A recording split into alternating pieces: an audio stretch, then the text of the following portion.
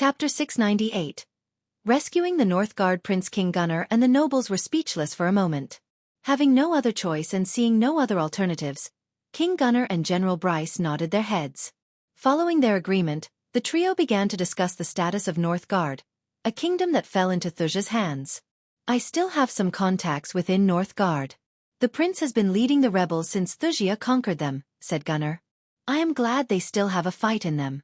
Do you have a way to meet the prince? To Michael's surprise, King Gunnar sighed. Yesterday, I received a report from my spies that the Thuxians captured the prince and the core members of the rebellion. They are getting transported to Andover, Northgard's capital, said Gunnar. They will be executed in front of the citizens when the sun rises tomorrow, said General Bryce. He felt pity for the prince. He lost his entire family to the Thuxia. Still, he managed to lead a rebellion, hoping one day they would chase away the invaders. But everything was going to end unless Ghost wanted to save the prince. Judging by the look on Ghost's face, both Gunnar and Bryce could tell them he was thinking about rescuing the prince.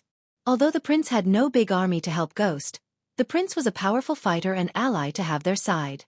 I assume you know the route they are using to transport the prince and his men, said Michael. As Michael expected, General Bryce nodded. General Bryce clapped his hands as a soldier rushed into the throne hall. General Bryce, the soldier bowed. Bring me the green parchment on my table. The soldier quickly ran into the door in the corner to bring the parchment. Michael was surprised that everything was so open. The nobles were staring at them without batting an eye. If there were a Thuxian spy among them, the spy would inform everything to Maxim Barnes. Fortunately, Michael did not give a damn about spies. Overwhelming power could always beat strategies. When the soldier returned, General Bryce opened the parchment. Michael saw the map of Northgard. The majority of the kingdom was lush forests and rivers. Michael wondered why Maxim Barnes targeted Northgard because he always coveted a natural resource in a kingdom that he waged war against. Zulon was a metal-rich kingdom, while Suvan was the breadbasket of the Azer continent. Instead of guessing it himself, Michael questioned King Gunnar. Why did Maxim Barnes target Northgard? What do they have in abundance? Asked Michael. Nov lb in. Com. That's the same question we had. Maxim Barnes always has something in his mind. Northgard didn't specialize in anything. They are just a regular kingdom. It has many water resources, but I don't think that's something Maxim Barnes is interested in. He has plenty of lakes and waters in Ithilien. Speaking of Ithilien, what is the state of the mind of Ithilien natives? Asked Michael. Ithilien fell to Thuxia first. King Maxim Barnes turned this kingdom into the new Thuxia. It was a bold and unheard move of Maxim Barnes. No king had ever sold his kingdom and relocated it to another place, let alone a continent. The reason, however, simple. The cosmic stream was in Ithilien. Even Ithilien people had no idea they were sitting on an energy source that could change the fate of the world. This chapter upload first at novel.bin.net. If you want to read more chapters, please visit novelnext.com to experience faster update speed. For the first few months, those people struggled against the new authority. But Maxim won over the people. He managed to develop the kingdom out of bones. As much as I hate him, he turned a once poor kingdom into one of the richest in the world. So naturally, people began to accept him as their king, said Gunnar. I heard they even throw parades showing their joy. So don't count on the people or army of Ithilien to fight against Maxim. There is no Ithilien anymore. Michael couldn't disagree with General Bryce. Of course, Maxim Barnes would keep the Ithilien people happy. In fact, he would develop every kingdom under his rule and make them a superpower. That was the reason why Michael was building an army quickly. He wanted to get rid of Thuxia before the people accepted Maxim Barnes as their ruler. Even if he was the half-immortal, fighting the people of 4 kingdoms would be a headache. Now back to the topic of Northgard. It's highly likely Maxim Barnes knows something we don't, said Gunnar. That's why we are going to rescue the prince, said Michael. Then we need a plan of attack, said General Bryce. I have a plan. Michael rose from the sofa with a smile on his face. Attack. Asterisk asterisk asterisk asterisk asterisk asterisk asterisk asterisk asterisk asterisk asterisk asterisk in a blink of an eye. The around General Bryce changed. 1 second he was standing in the throne hall, and the next, he was floating above a lush, thick forest. The forest was endless, thick, and young. Its canopy was marked by hazel, pine, and fir, Sufficient twinkling lights burst through their crowns for a diversity of plants to consume the nut and seed-covered grounds below. Thin tree limbs dangled from every tree, and a medley of flowers, which claimed remnants of light, added some bright touches to the otherwise monotone backdrop. A variety of wild noises, which were caused by foraging animals, added life to the forest and were out of sync with the occasional sounds of breaking twigs beneath the feet of larger animals. When General Bryce focused on his surroundings, he heard the sound of horses galloping. Shoo! Michael shushed as he slowly flew through the canopy. General Bryce and Michael noticed 2 cages pulled by horses slowly galloping on the man-made path. For an escort party, they were pretty small. It seemed like the Thusians didn't want to draw so much attention. Michael and General Bryce used the foliage and canopy to their advantage. The Thusians didn't know they were being followed by 2 intruders. "I count 8, General Bryce whispered. To Michael's surprise, they all were at the soul refining stage. If General Bryce, a soul refining stage warrior, were to fight the group, the outcome of the battle would be General Bryce's death. However, the power gap between a soul refiner and a half-immortal was huge. Michael calmly increased his speed. His targets were the 8 soul refining stage soldiers riding horses. General Bryce suddenly heard an otherworldly whistling noise soon. Dark beams shot out of Ghost's eyes. General Bryce wouldn't have seen the black beam if it wasn't for the torches lit atop the cages. To General Bryce's surprise, the black beams penetrated the soul refining stage soldiers. The beams zigzagged from soldier to soldier, putting a hole into their heads. Ding! Congratulations to the host for killing a soul refining stage level 4 warrior. The reward is 300,000 experience points and 6,000 badass points.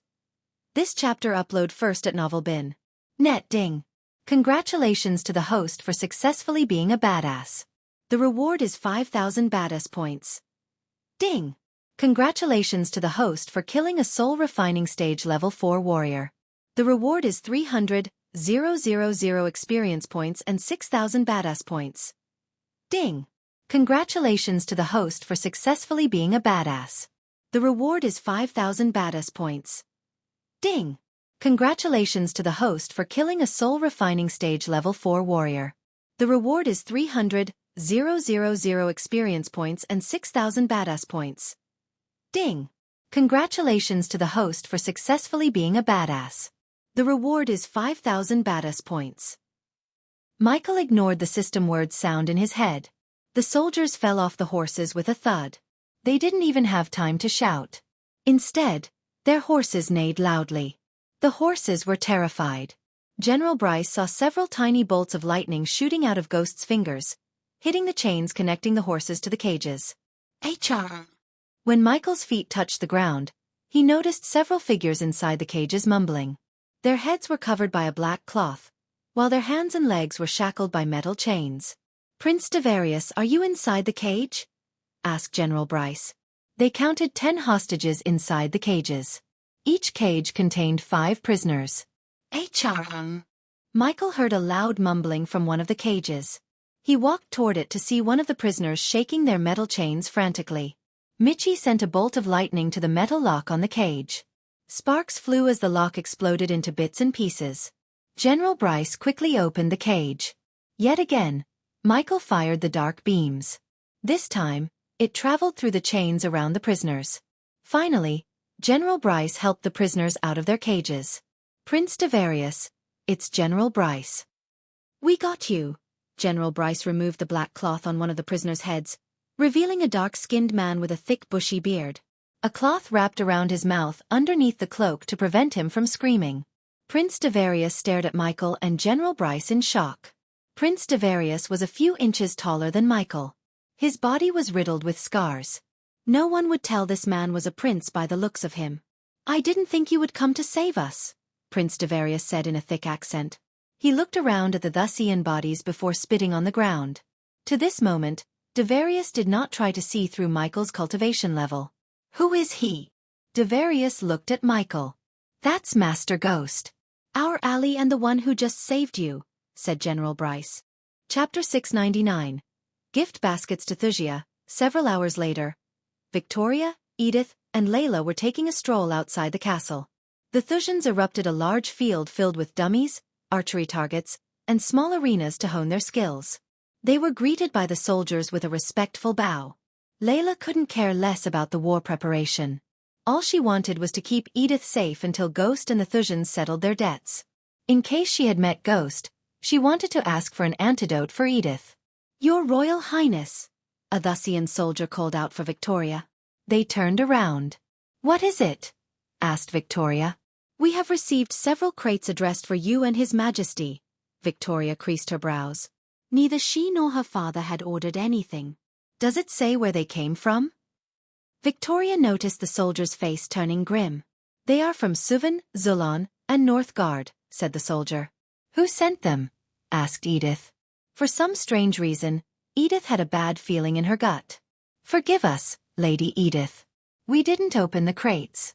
Maybe there is something inside which could tell us who sent them to us. Lead us to them," ordered Victoria. With a bow, the soldier led the way to the crates. As per the protocol, the Thusian soldiers kept the crates outside the castle in an area protected by various runes. The crates were kept in an open ground. When they arrived, Victoria noticed 3 wooden crates big enough to hold several people inside lying on the ground. Several dogs barked at the wooden crates while the mages adorned in crimson-red robes remained a few meters away from the crates, ready to cast spells in case the wooden crates exploded. "What is that smell?" asked Edith. Her nose twitched. "Blood," Layla answered her simply. The closer they got to the wooden crates, the more Layla smelled the stench of blood. Victoria walked around the crates for a moment. "Your Royal Highness, please don't get too close," one of the mages asked Victoria, only to get completely ignored. "Open this one." Victoria pointed at one of the 3 wooden crates. One soldier nodded as he cautiously walked toward the crates. Several soldiers armed to the teeth clenched their swords, preparing themselves to jump in front of the princess as soon as if something jumped out of the crates. Edith slowly moved closer to Layla. She even grabbed Layla's hand. The soldier took a deep breath before slowly pushing the wooden crate's top. As soon as he pushed it aside, they were all stunned by what they saw inside. The soldier who opened the crate felt a chill running down his spine. "Ah!" Edith squealed as her face turned pale. Several mutilated body parts showed together inside the wooden crate. The strong stench of blood and burnt flesh nauseated their senses. Maddox, among the mutilated body parts, a head was in the center. Victoria immediately recognized the head despite the blood on the face. Edith shivered. His eyes and mouth were wide open. It was obvious he died of great pain and shock. Just the sight of the terror in Maddox's eyes was enough to drain the colors on Edith's face. Even the seasoned warriors felt a chill seeing mutilated bodies and one of their most powerful generals' head. Who did this?" Edith stuttered. To Edith's shock, Victoria put her finger inside Maddox's mouth. She pulled out a piece of paper shoved into his mouth. She slowly opened the paper. As soon as her eyes fell on the paper, she clenched her fist. Veins popped out on her face, and her eyes turned red. This chapter upload first at Novel Bin. Net. If you want to read more chapters, please visit novelnext.com to experience faster update speed N0VL next. "Calm Ghost," she growled. Edith's heart skipped a beat. "Open the others," Victoria ordered. All the soldiers could sense the murderous aura from Victoria. After what they had seen, the soldiers could only imagine what the other 2 wooden crates contained. The soldiers opened the other wooden crate with caution. The second wooden crate was no different than the first. Melted armors and charcoaled skeletons were neatly placed inside in the shape of the letter G. Although the skeletons were far beyond recognizable, the crest of Wuxia was still visible on the armors. The soldiers shivered, looking at the ash on the bottom of the crate. Victoria trembled in anger. She never expected Ghost to kill her men and send their bodies to her like this. The Abra she knew couldn't have done this. He was kind and naive. Deep down in her heart, she felt remorse for killing him. But not anymore. Now, she only felt regret. Regret for not taking his head. She turned her gaze to the last wooden crate. The soldiers slowly opened the crate. Unlike the other 2 crates, the third crate contained relatively fresh and less mutilated bodies. These soldiers all had holes in their heads. She knew these soldiers.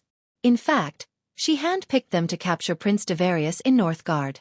Every single one of them was at the soul refining stage, yet they died the same as the rest. Edith, on the other hand, shivered.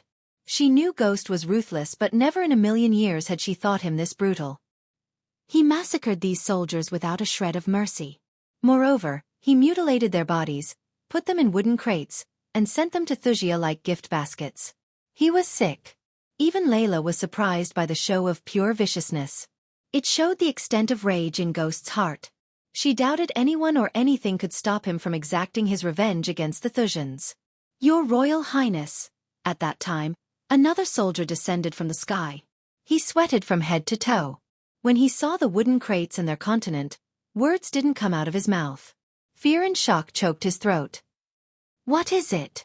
Victoria growled. The soldier took a step back when he noticed the pure killing intent in Victoria's eyes. His entire body trembled. It was not like he was bearing a piece of good news. He didn't want to upset the princess any more than she was already. But he managed to muster up his courage. "Your Royal Highness, we..." The soldier's voice trailed off as he couldn't finish his words. "We have lost Zulan and Suvan. They had retaken the cities we conquered." The moment the soldiers heard these words, their hearts skipped a beat. Unlike Victoria, many of the soldiers didn't know Ghost's sword to destroy their kingdom and reached the half-immortal stage. The last time they heard, they were winning the war. So they wondered how the hell did they lose Zulan and Suvan. "Our spies," they reported that a group of Zulan soldiers cut out soldiers' heads, stuck them in pikes, and paraded their mutilated corpses throughout the cities we conquered. The soldier swallowed a mouthful of saliva. Many gasped after hearing the soldier. "They also said the sky itself rained down fire upon our men," the soldier stuttered. "Your Royal Highness. Say the word, we will retake those cities in a few days." A loyal soldier stepped forward. After seeing his comrades' mutilated bodies, he wanted to avenge them. Not only him but many shared the same thought. They all stepped forward despite the show of terror. "Fools," Layla snickered inside. Suppose they met Ghost, he would kill them in a heartbeat. They stood no chance against a half-immortal. To be honest, Layla didn't think anyone in Wuxia could defeat Ghost unless King Maxim Barnes still had something up his sleeves. "No," Victoria snarled. "Tell the entire kingdom Ghost, our former leader of the Thusian Alchemy Guild, has waged war against Wuxia. Show our people what he did to our men." It was a fine move by Victoria. Once the people had seen the brutality of Ghost, the people would brand Ghost as evil who must be gotten rid of. They would offer their undying support to the soldiers, and this would boost the army's morale by bounds. Many youngsters would sign up for the military to fight Ghost. If Ghost wanted a war, she would give him one. "Ghost." The soldier looked confused but ultimately nodded his head. "Yes, Your Royal Highness." "And," Victoria's gaze swept across the remaining soldiers, "bolster our defenses. Gather all the rune masters.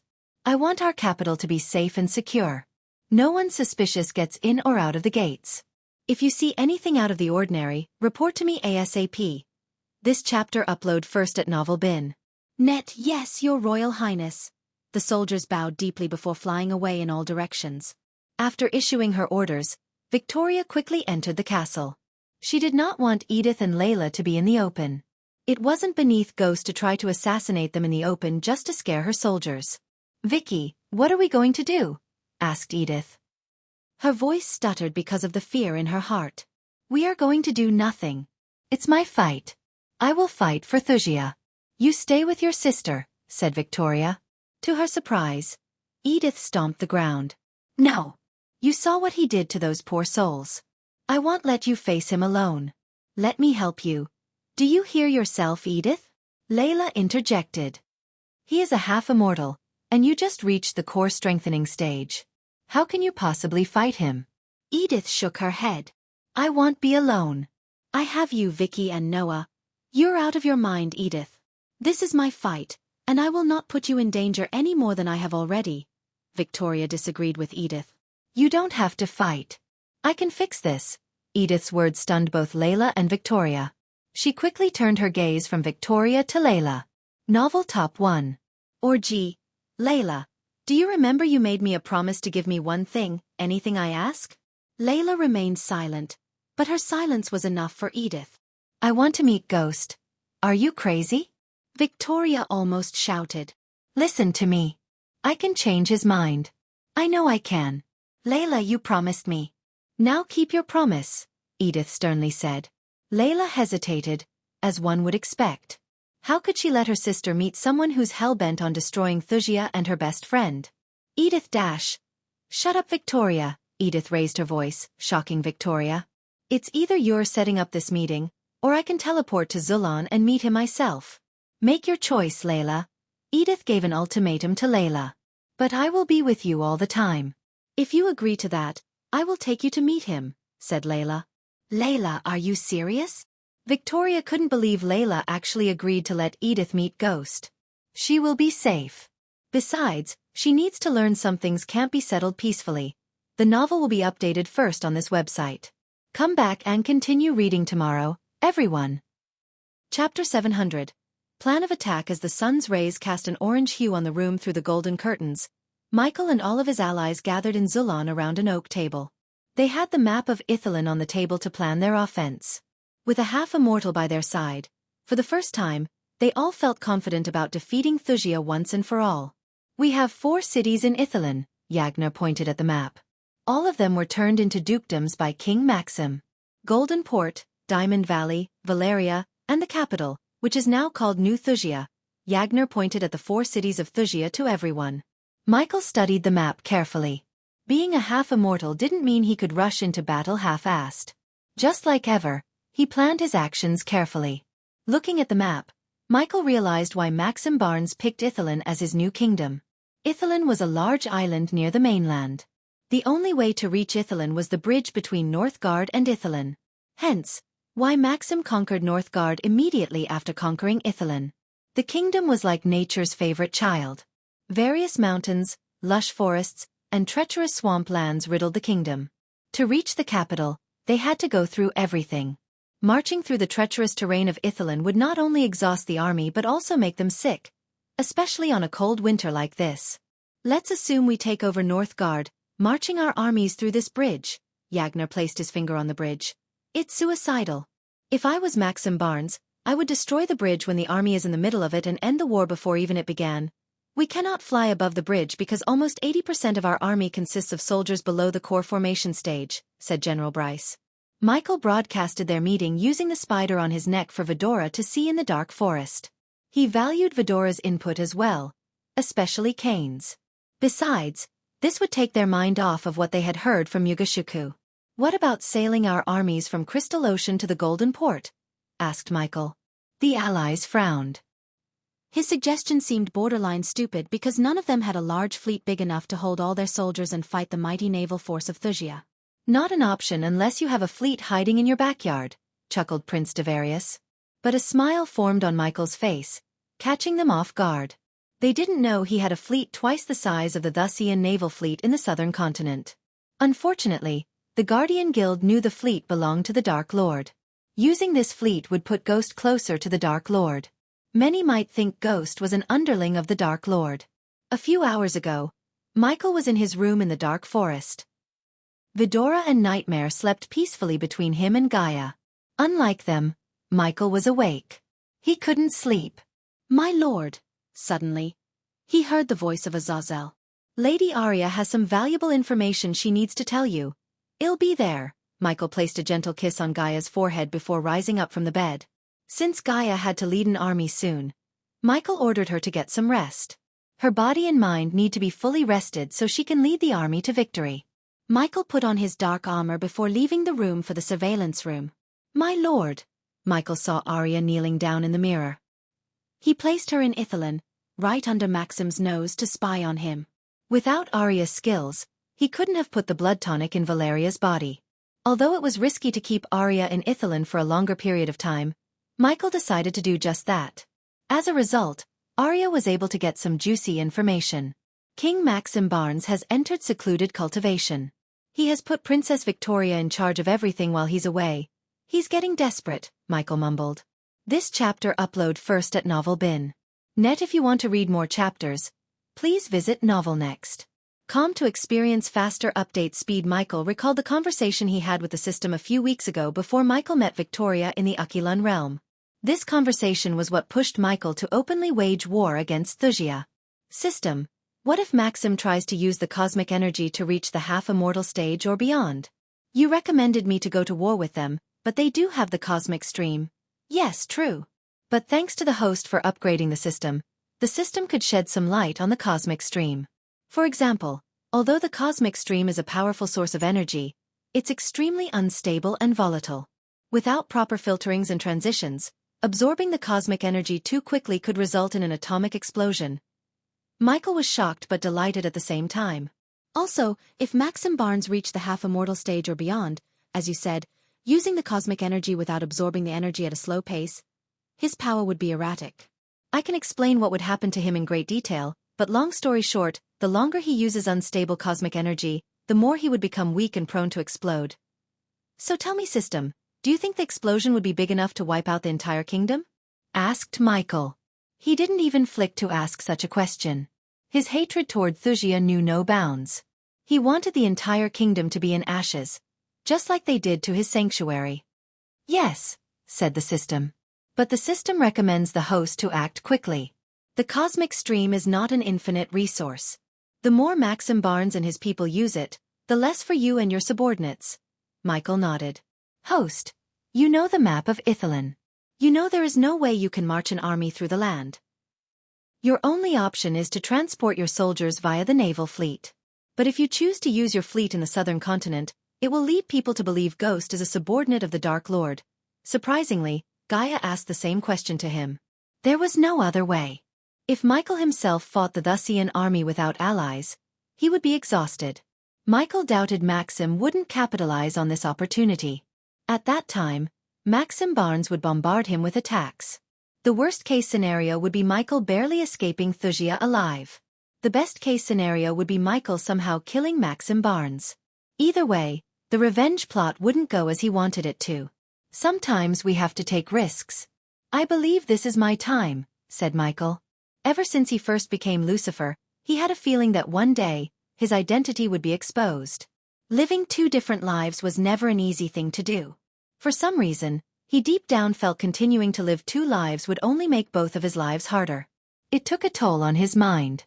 As a result, Michael felt his mind wasn't functioning to its full potential. This war might finally end the life of Ghost and start the life of the Dark Lord. As a matter of fact, I know someone who has, said Michael. Really? Yagner was pleasantly surprised as Prince Devarius became excited. With a large fleet, there opened many possibilities for reaching Wuxia. The best one was to go through the Golden Port. May we ask you who and where they have this fleet? Asked General Bryce. You don't have to worry about that. Tell me, how many ships are in the Wuxian naval army? 1,500, give or take, said Prince Devarius. How many galleons, frigates and man-o'-wars? Asked Michael. We don't know the exact number, but our spies saw 12 man-o'-wars among the fleet, said General Bryce. It was indeed a terrifying number of ships. But thanks to Corey and the fleet of pirate lords, Michael had almost 2,500 ships. This chapter upload first at Novel Bin. Net, I can muster 2,000 ships. Once again, Michael's words startled them. The way he said it was so simple, as though it wasn't a big deal for him. But throwing them against the Wuxian naval army will be a waste. At best, we will have a few hundred ships stay afloat, and at worst, it would be a stalemate. No, we need to tilt the balance to our side somehow. I have to agree with her, Prince Devarius sighed. He might be hot-blooded, but he wasn't stupid. Everyone in the room knew being at stalemate was just as losing when it came to Maxim Barnes, who seemed to have several trump cards up his sleeves. Where do they keep all these ships? If we can launch an air assault and destroy these ships, we can really hurt them, said Gaia. That's where the problem is. No one knows where he keeps all those ships. It's a fucking mystery. Devarius let out a frustrated sigh. He must have those ships somewhere close by, somewhere close to the seas around Ithilin, Gaia pondered.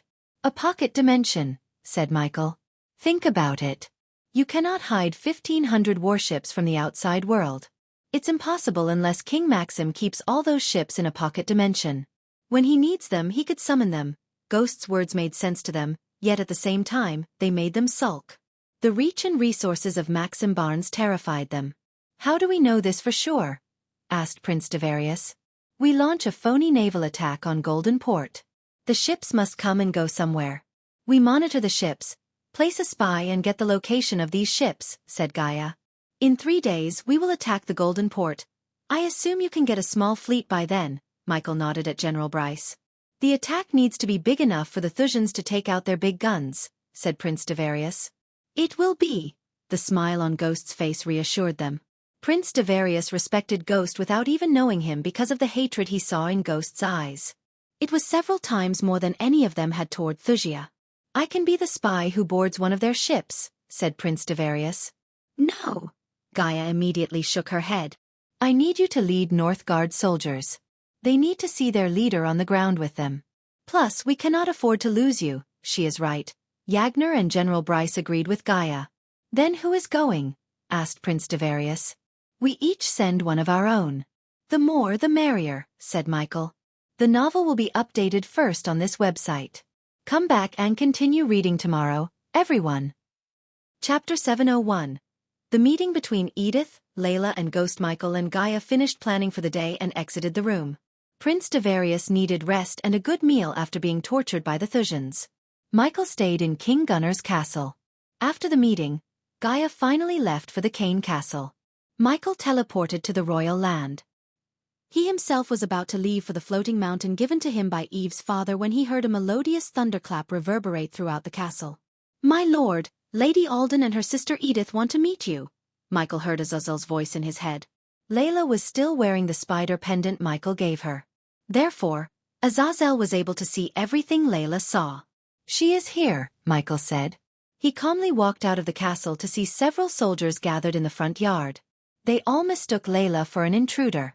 General Bryce stood in front of the guards, fully armed to the teeth. Master Ghost, did you hear that? Asked General Bryce. Michael nodded. General Bryce and the soldiers became a bit relieved after they saw Michael. He waited for Layla to appear before him. To his surprise, only a golden parchment appeared in the air.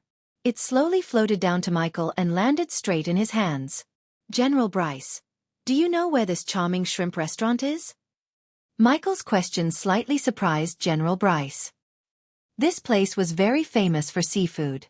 Granted, this place served delicious food, but he doubted this was the right time to satiate Ghost's hunger for seafood. It's a few blocks away from the castle. Nonetheless, General Bryce answered him truthfully. After all, Ghost was a half-immortal. Show me the way. Someone wants to meet me. General Bryce personally led the way to the restaurant.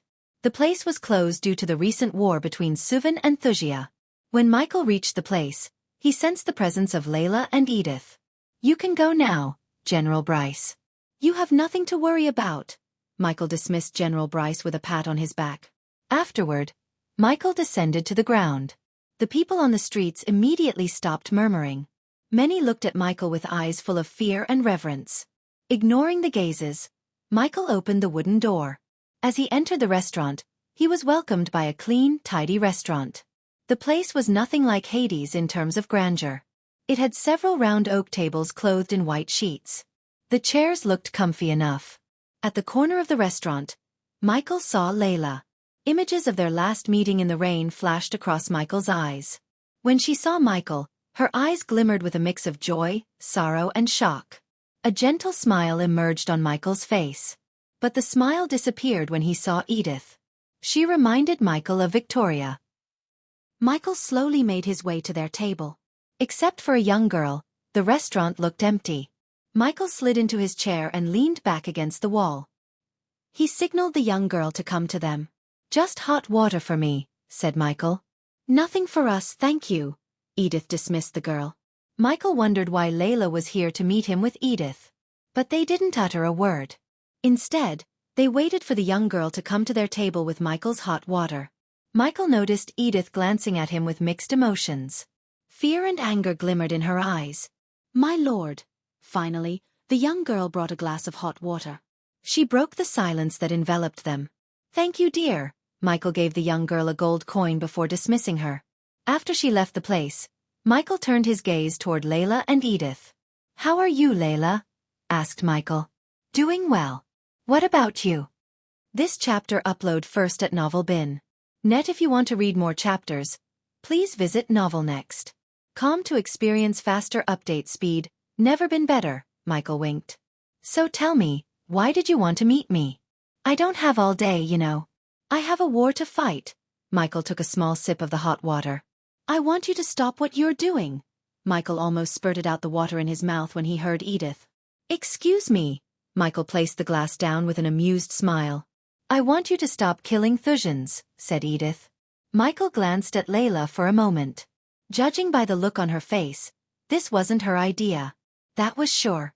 Layla even looked a bit embarrassed of Edith's naivety.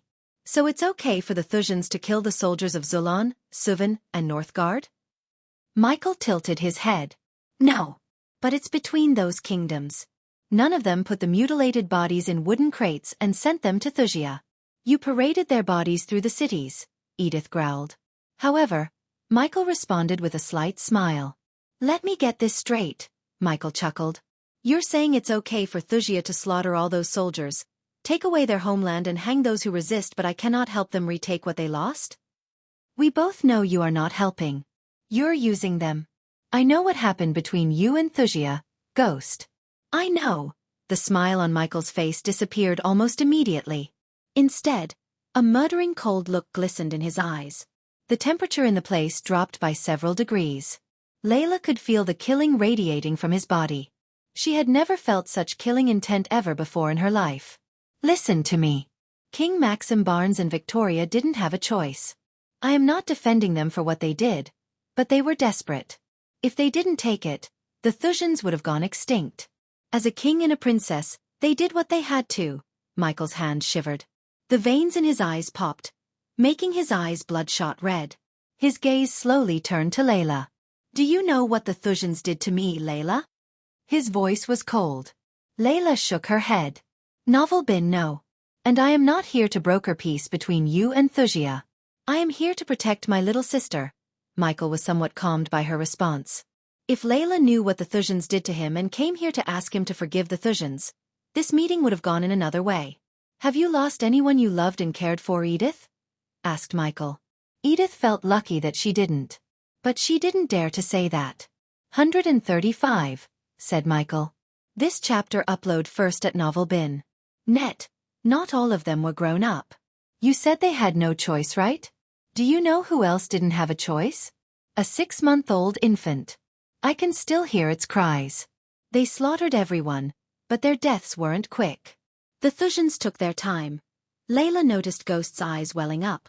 12 hours. They killed my people one by one. Their blades didn't discriminate between children and women. They made a bonfire and threw the bodies into it one by one.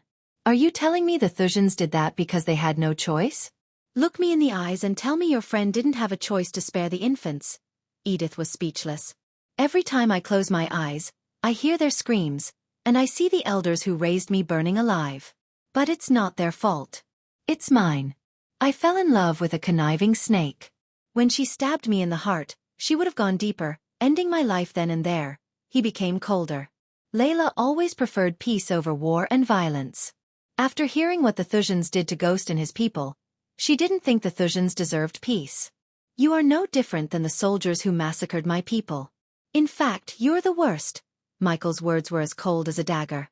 For the first time, Michael felt disgusted just by looking at Edith. You knew everything, and you still think Thusia is better. If I am evil for killing scum like Thusians, what should I call you for sympathizing and supporting mass murderers? You can call me whatever you want. But this war will only lead to the destruction of countless lives. Michael burst into laughter.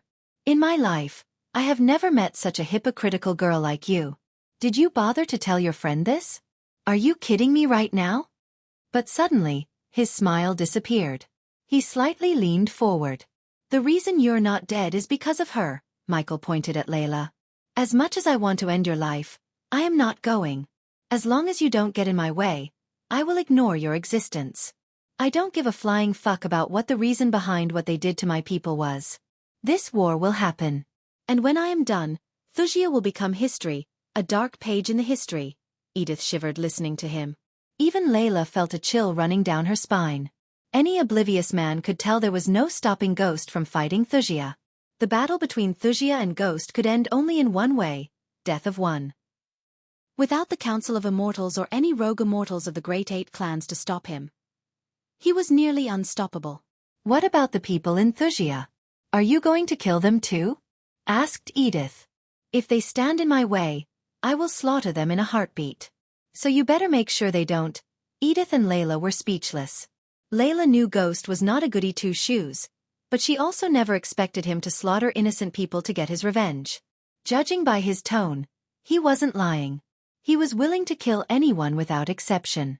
His hatred toward Wuxia ran deep. Layla finally realized that. Tell that bitch her downfall is here. Michael rose from his chair. He didn't want to meet Layla again like this, but her naive sister made it this way.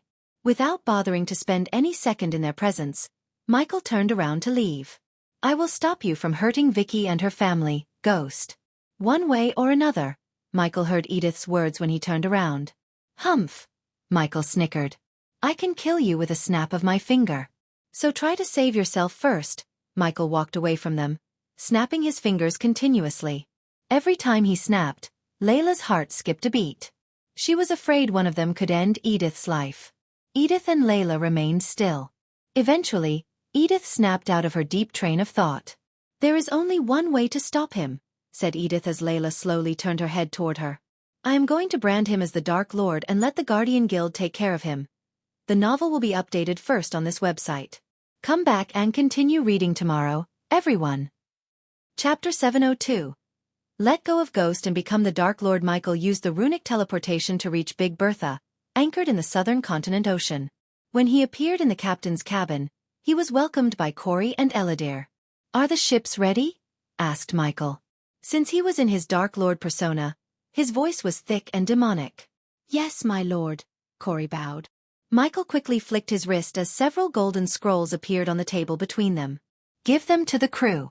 After launching an attack on the port, they should immediately use these scrolls to get the hell out of there. They will sink their ships, said Michael. He didn't want the pirate crew to lose their lives unnecessarily. That was the reason he spent badass points to buy teleportation scrolls for them. However, the same couldn't be said for the ships. They had to be sunk. 10 ships, waiting for your orders, my lord. But I still don't understand how we are going to sail to Azair in a few days. It'd take at least 4 months to reach there. That's if the wind was on our side. Corey furrowed her brows. Michael turned his gaze toward Eladir. With another flick, he retrieved another parchment. Unlike the teleportation scrolls, the scroll in Michael's hand was sky blue. It glistened in the candle lights. I think you can create this array. Michael tossed the parchment to Eladir. When the dark elf opened the scroll, he was stunned. His eyes glistened with surprise. This is... Eladir's voice trailed off. Follow the steps and create the array. It's only one way, so it shouldn't be too difficult for you. Eladir was still in shock. He had never seen such an elegant array design in his life. Furthermore, the array was extremely advanced in nature. Judging by the runes, Eladir could tell the array work using the arch-energy crystals. He wondered where did the Dark Lord get this array from? Did he design it by himself? Eladir asked himself. The Dark Lord was a terrifying existence. In a short amount of time, he had seen the Dark Lord perform several miracle-like feats. Give me a day, and I will be ready, Eladir finally said. Corey, put your most loyal men. I don't want any of them to breathe a damn word about this. After teleporting from the ships, this attack didn't happen. Got it? Yes, my lord. Corey bowed before leaving the room. After she left the room, Michael removed his mask, revealing his real face. Sit. Michael gestured at Eladir to take the seat before him. Seeing the grave look on his face, Eladir sat before him. He could tell the Dark Lord was going to ask him something. Sometimes, Eladir felt pity for the Dark Lord. With his talents, he could have lived a lavish life to the fullest. Yet because of the Sky Hall and a prophecy, the Dark Lord had lost everything. The weight on the Dark Lord's shoulder was tremendous. Anyone else would have been broken by the pressure but not him. What is it? Asked Eladir. That obvious, huh? Michael let out a tired smile. Eladir nodded. Anyone could tell he was worried by the look in his eyes. Do you think letting go Ghost and embracing the Dark Lord completely is a good move? Eladir took a deep breath. He took several long moments to think about it. Silence fell over the room. Yes. Finally, after long deep pondering, Eladir nodded. This chapter upload first at Novel Bin. Net if you want to read more chapters, please visit Novel Next. Com to experience faster update speed, sooner or later. You have to accept who you truly are, my lord. You are not mortal ghost. You're a god. You are the Dark Lord. The prophecy cannot dictate what you do. You can change it. But you cannot change who you are. The sooner you fully embrace the real you, the better. After all, living two lives and keeping your identities separated is taking a toll on you. I can see that, explained Eladir. I have a feeling this war is going to reveal who I am to the outside world. Then it's going to happen, my lord. As I said, you're God. So it's only natural you possess some kind of ability to foresee the future, Michael nodded. Eladir's words made sense. His instincts always kept him out of trouble, even in the worst of situations. I only fear those people who helped me, Eladir. When the world learns Ghost is the Dark Lord, I don't want those innocent people to pay the price for helping me. If that's what's making you worry, don't. The Sky Hall or the Guardians won't go after them. Of course, they will interrogate them using truth pills, but that's a good thing. They didn't know Ghost was the Dark Lord, so they will pass the truth pill test. I know them better than anyone, my lord. They are the good guys, right? How could they punish people who didn't know anything? Besides, Andreas and Wulfric won't let innocent people suffer because of you. Eladir's words somewhat calmed Michael's mind. He heaved a sigh of relief. Finish the array, Eladir. After this war, we may have to face our enemies head-on. Michael rose from his throne, heavily exhaling. A few hours ago, Gaia reached the outskirts of the Kane family castle. She saw several guards patrolling the area despite the heavy snowfall. The snow was up to their knees. Yet the poor soldiers had to walk through the ice in the cold. Gaia landed at the front gates instead of flying past them. She didn't want the defensive arrays to create an alarm. Miss Elia. The two soldiers guarding the metal gate immediately recognized her. They bowed with eyes full of respect. This chapter upload first at Novel Next. Is Elder Ashton Kane inside? Asked Gaia as the soldiers opened the gate. For more chapters, please visit pan 0vel. Yes. Please follow me. One soldier gestured at Gaia to follow him. After entering the castle, several elders greeted her. By now, the news of Michael reaching the half-immortal stage had spread across all Elon. Anyone who was friendly with Ghost got a huge boost in respect they received from the others. The Kane family benefited from Michael's breakthrough more than him. Due to their relationship with Ghost, all their rivals, including the Fisher family, backed away from any rival territories. Some families even tried to become allies of the Kane family so they could escape being wiped out by the half-immortal Ghost. The elders of the Kane family immediately led Gaia to their guest room. They politely asked her to wait till they sent Elder Ashton Kane to meet her. Gaia sat on her chair with one leg atop one like a queen. How may I address you now? Gaia turned her head to see Ashton Kane walking into the room. He dismissed the guards behind him with a wave of his hand. It depends, said Gaia. Depends on what? Asked Ashton Kane while taking his seat a couple of meters away from Gaia. Depends on what you know about Adelia Ashton. As soon as Gaia asked this question, the calm smile on Ashton's face froze. Shock and surprise glistened in his hazel eyes. His silence revealed the fact he knew something about her mother. Gaia pressed him further. What do you know about the Queen of Nagaland? Gaia rose from her chair. Unlike a few months ago, Ashton Kane was not the strong one in the room. Gaia had reached fusion stage level 10. Coupled with the first energy coursing through her veins, she could easily slaughter Ashton Kane if she wished to. After all, he was only at fusion stage level 5.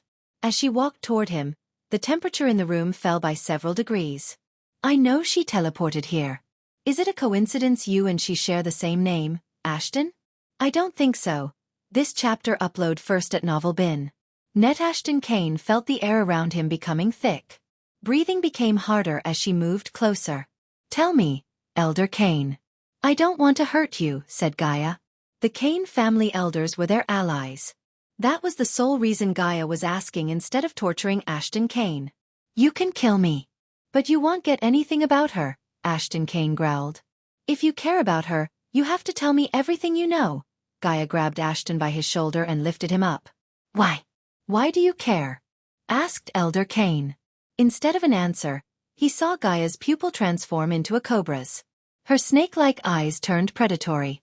Ashton Kane's heart skipped a beat. Not because of the sudden change in her eyes but because he had seen these eyes before. Adelia, Ashton Kane mumbled. Gaia released his shoulder in shock. You are her daughter, Gaia. Ashton Kane realized the truth. Although her face was nothing like he had seen in the portraits, those eyes were undoubtedly Adelia's. Ashton's eyes welled up as he was searching for Gaia for years. Yes, Gaia took a deep breath before removing the mask from her face. She revealed her real face. I am Gaia Ashton, the Princess of Nagaland. Ashton Kane stumbled back in utter shock.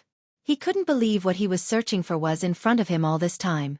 Seeing the tears rolling out of his eyes surprised Gaia. It symbolized the strong connection he shared with her mother. Gaia wondered who he was to Adelia. My mother is in trouble. You have to help me find her. Pa N Dan 0 Vel. C0M, I know. Follow me. Ashton Kane wiped off the tears from his face and gestured at Gaia to follow him. She nodded as she followed him behind to another room. He flicked his wrist, forming a translucent shield around them so no one could eavesdrop. I can't believe it's you. Ashton Kane closed the curtains, talking to Gaia. The last time I saw you, you were so little. The room grew darker, but Ashton quickly lit up the candles. Gaia noticed a great concern in his eyes. Who else knows about your identity? Ghost. He knows. Gaia nodded. Do you trust him? With my life. Now it's your turn to answer my questions. What do you know about my mother? Do you know where I can find her? I don't know where she is. But I can tell you how to find her. The novel will be updated first on this website. Come back and continue reading tomorrow, everyone. Chapter 703. Gaia's real father how? Gaia almost immediately asked Ashton Kane. Before I answer that, I need to know how you regained your ability to cultivate again. When I went to Nagaland, they said Zanali broke your meridians. Ghost cured me, answered Gaia. So he knows the real you? Gaia nodded. Don't only be a couple. Be best friends. That's what makes your life worth living, said Ashton.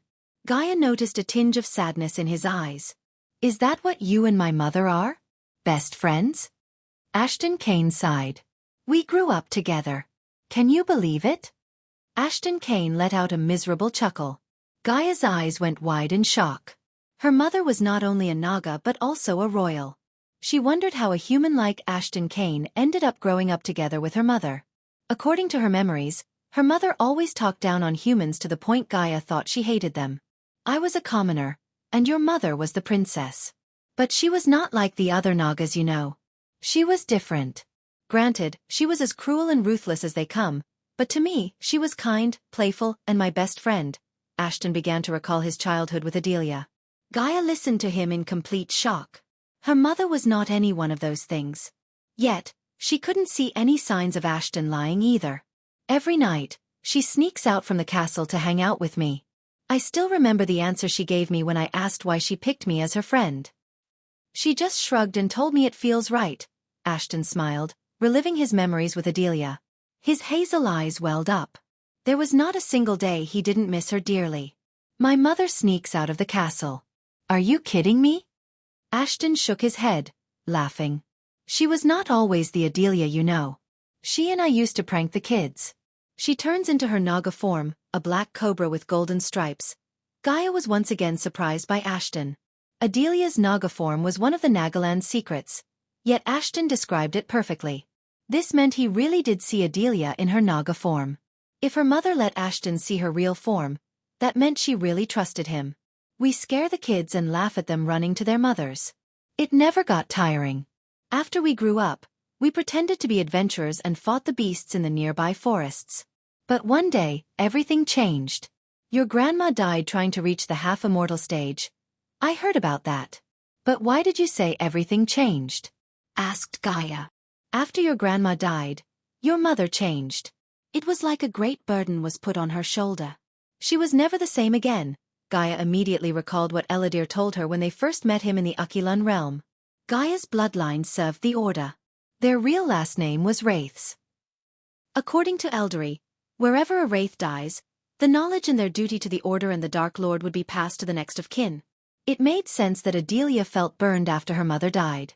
No matter how many times I asked her, she wouldn't tell me. After some time, she used her contacts in Elon and changed my name from Patrick to Ashton. I became Ashton and joined the Kane family. Because of what Adelia gave me, I was able to break through faster than the others. As a result, I became the Elder Cain. Tell me you met my mother after. Not quite. This chapter upload daily at Novel Next. Ashton sighed. This chapter upload first at Novel Bin. Net. If you want to read more chapters, please visit Novel Next. To experience faster update speed. She met me. With you in her arms, Gaia creased her brows. What about my father? When Gaia asked this question, Ashton became silent. His eerie silence churned a bad feeling in Gaia's gut. This was 2 months before your mother was married to Castiel. Gaia's heart skipped a beat. She couldn't believe what she had just heard. That day, you and your mother were covered in blood. That stubborn bastard didn't tell me what happened. But something bad happened, that was for sure. Your mother hid you, and in 2 months, she married Castiel. After 10 months, they announced you were born. Your mother must have put a spell on you to keep you from growing up. Did I born to my mother and Castiel? With a heavy heart, Gaia asked the question. Her voice trembled. I fear not. Ashton's answer shattered Gaia's entire world. She felt the world around her spinning. Her whole life, she had believed Castiel was her father. But if Castiel wasn't her father, then who was? The question wreaked havoc in her mind. Who is my father? Only your mother can give you the answer, Ashton Cain sighed. Tell me, how do I find my mother? Ashton opened his mouth and was about to answer Gaia when someone knocked on the door. My lord, it's important. A gentle voice appeared from the other side of the door. Ashton furrowed his brows. It can wait a little bit longer. Ashton's tone oozed with anger. Please, my lord. You have to hear me out. Ashton banged the chair's hand. Gaia sensed a body-refining stage cultivator outside. She just thought it was a maid. However, Gaia wanted to get the answer to her question first.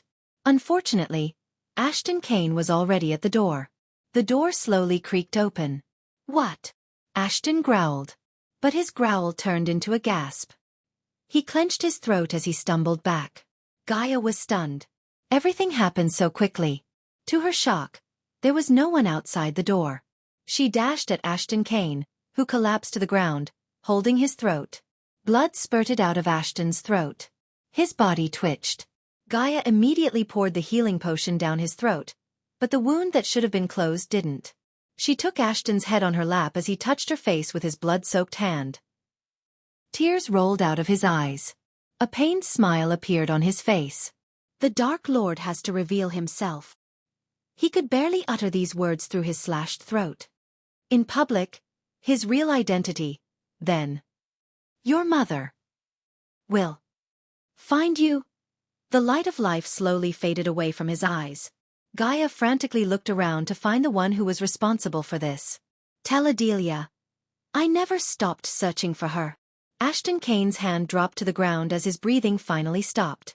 Gaia's mind went completely blank. She couldn't think straight.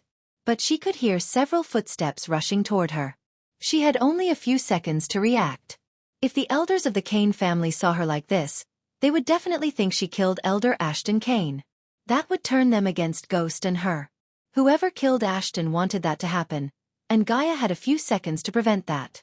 She quickly retrieved a dagger from her space ring and stabbed herself in the chest. Blood sprayed out of her chest, turning her white dress red. She threw the healing potion on the ground as the glass vial shattered into pieces. The blood loss made her vision blurry. Before falling down beside Ashton Cain, she put the dagger into the interlinked space ring to send the bloody dagger to Michael. What happened? Elder Cain. Healers. This chapter upload first at Novel Bin. Net. Call the healers. Oh my God. Several people shouted. Gaia couldn't see their faces but heard them clearly. They rushed at them. Elder Cain. He is dead. Miss Elia. Quick, she is alive. Gaia's vision finally turned completely black. The Cain family soldiers quickly carried her to the healers themselves. If Gaia were holding Elder Cain on her lap, they would have mistaken her for the killer. Her quick thinking changed that. She plunged the dagger right through the left side of her chest, barely missing the heart. Therefore, the healers or the Cain family members wouldn't even imagine Gaia stabbing herself. A few hours later, Gaia slowly opened her eyes. When her vision cleared, she saw Michael sitting beside her on the bed. She slowly rose up. Easy there, Michael wrapped his hand around her shoulder, helping her up.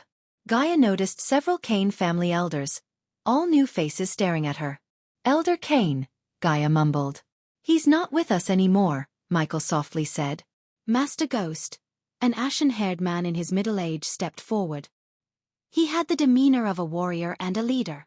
Judging by the fancy robes he was wearing, anyone could tell he was of a higher status than the rest. Please, we need to know who killed Elder Kane, the man growled. He was the house head, Leonard Kane. An assassin, said Gaia.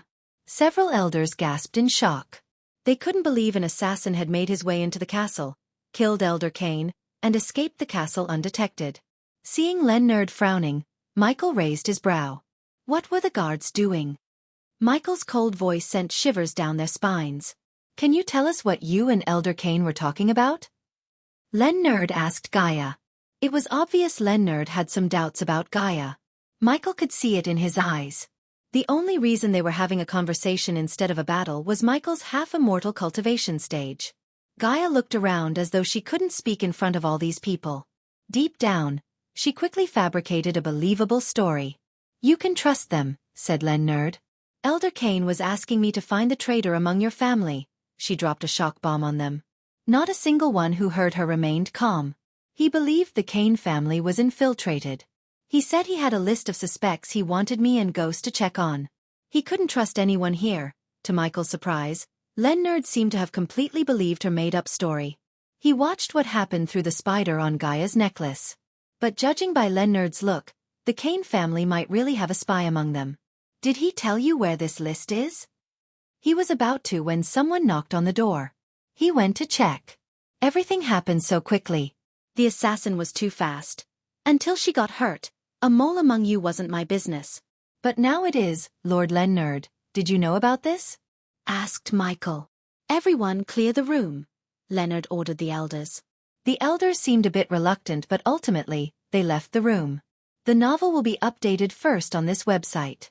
Come back and continue reading tomorrow, everyone. Chapter 704. Everything leads to Adelia Ashton. Leonard sighed. Fear and shock glimmered in his eyes. It had been several months since he first heard someone dangerous had infiltrated the Kane family. He had been searching for the infiltrator ever since tirelessly. Yet, he found no clue. It was surprising and shocking at the same time to know Elder Kane was also searching for the infiltrator. On the other hand, Michael couldn't believe the made-up story Gaia threw up turned out to be true.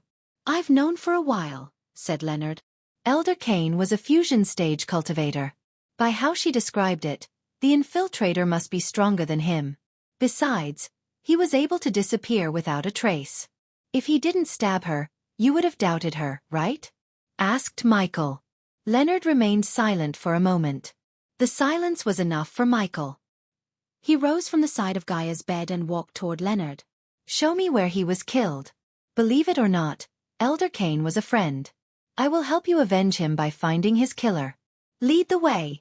Michael gestured at Leonard to lead the way. Seeing no other option, Leonard led them to the place where they found Elder Kane dead. Although he doubted Elia's story, if there was a slim chance Ghost could find the infiltrator, Leonard wanted to take it. The infiltrator had killed one of the strongest members of the Kane family. If he could kill him so easily, none of the others would be safe anymore.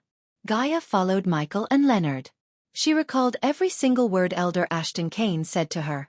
Little by little, everything made more sense to her. She always wondered why Castiel loved Zanali more than her.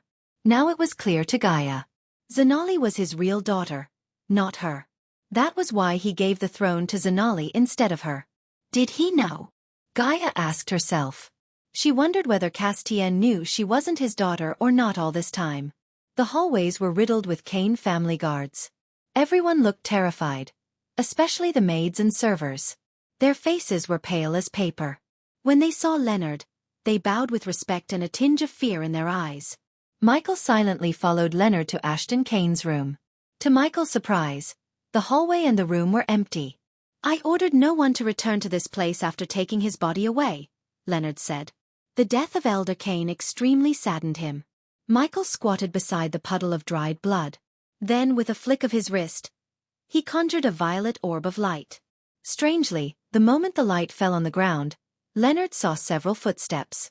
A bunch of footsteps was clustered around the blood.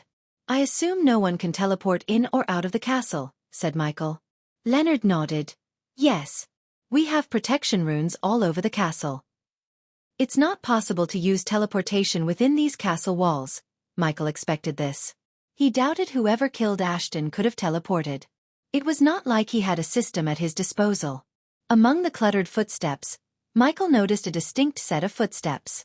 Unlike the others, this footprint had toes. It was clear that they didn't wear any boots or shoes. "You see that?" Michael asked Leonard. "Why would anyone avoid wearing boots in weather like this?" Michael followed the footsteps.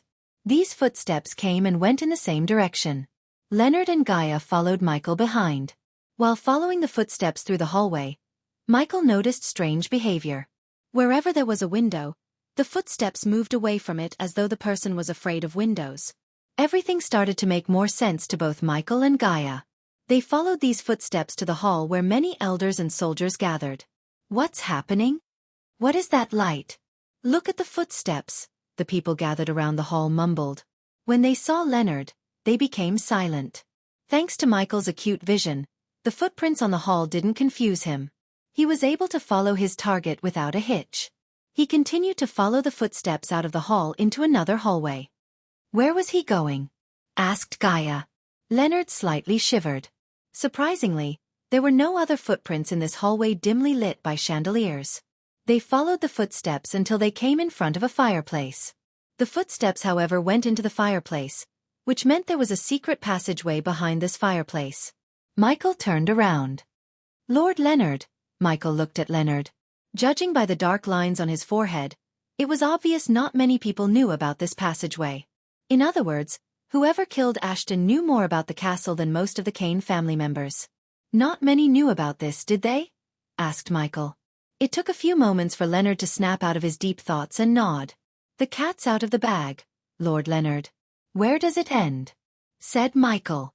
"This passageway will lead you to a small fishing island nearby," said Leonard. "I made your job simple, Lord Leonard. Here's how we find the killer. It's highly unlikely he suddenly appeared in the castle and knew about every secret entrance and passageway. On the contrary, he must have spent years here," said Michael as Leonard pushed a brick into the wall. The wall slowly creaked, revealing an opening big enough for a grown man to squeeze through. Gaia entered the passageway first, followed by Michael and Leonard. They continued to follow the footsteps. For more chapters, please visit. The first way to find the killer is if he chooses to return to the castle. I will give you a rune to match a footprint with the one here. When you place this rune on a person, if their footprint matches the one here, it will let out a jade light. Otherwise red. Simple enough? Michael said while following the footsteps. The passageway was dark. Except for the violet light, there was no light source, not even torches. Leonard nodded as Michael continued. "There is a good chance he lived among you. So make a list of everyone who knew about this passage. If the killer chooses not to return, summon everyone on the list. Whoever is missing will be your suspect. What if he wasn't an elder but somehow knew about the passageway?" asked Leonard. "I'd hope it didn't come to that," Michael sighed. "Why?" asked Leonard. "Connect the dots, Lord Leonard. Elder Kane was a fusion stage cultivator, but the killer ended his life in a few seconds. He escaped before she could even see his face.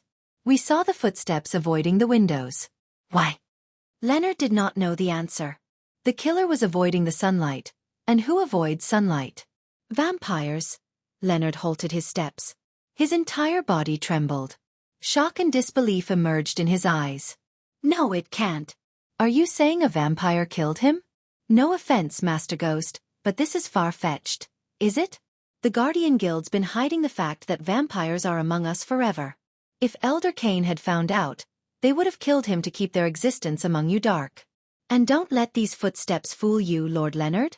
You might see normal footsteps and think they walked or ran, but in reality, you can't even see when they move. Those bastards are fast, really fast," said Michael. He resumed following the footsteps. He gave Leonard some time to think about everything. Unlike Michael, Leonard and ordinary people were terrified of the vampires. The vampires were nearly impossible to kill without godly skills or a primordial flame. Michael doubted anyone in the Kane family had either. A single vampire could decimate the entire Kane family. Leonard was right to panic and sweat. Let's say you're right. What should we do next? Asked Leonard after long minutes of deep thinking.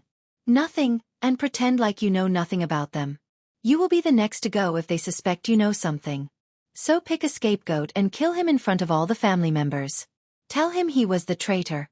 I'd recommend you go with a corrupted son of a bitch with various criminal activities, you know, for the clear conscience's sake. But what about the killer?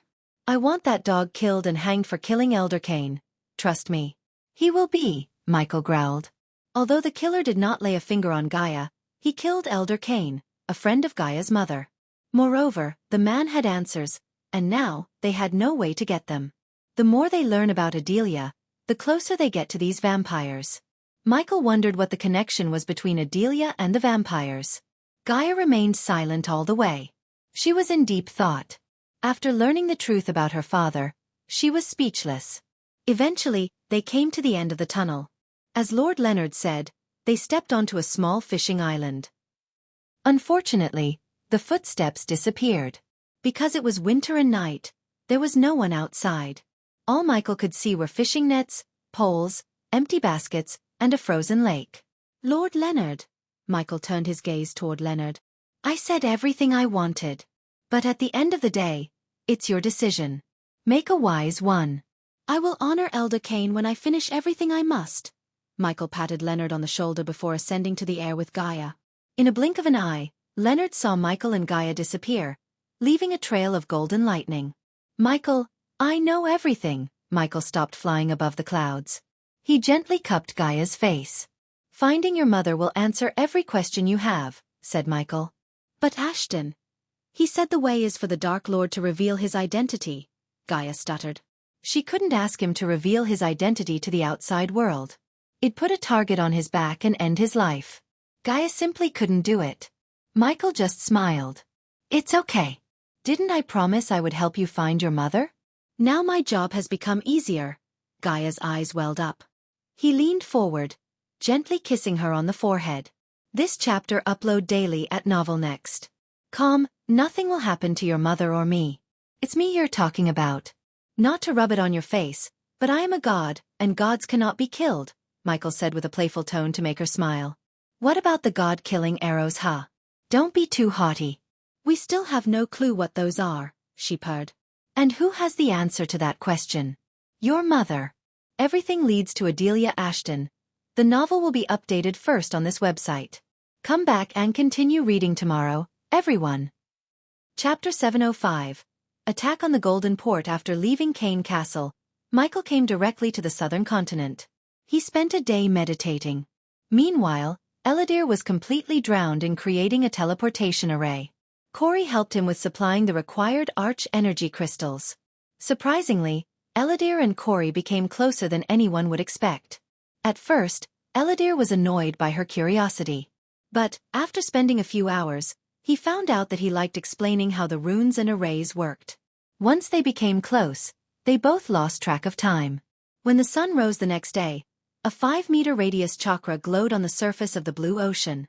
Corey and Eladir watched their handiwork from the upper deck of a frigate. You can now contact the Dark Lord, said Eladir. Although he didn't show any expression, he was extremely proud of his work.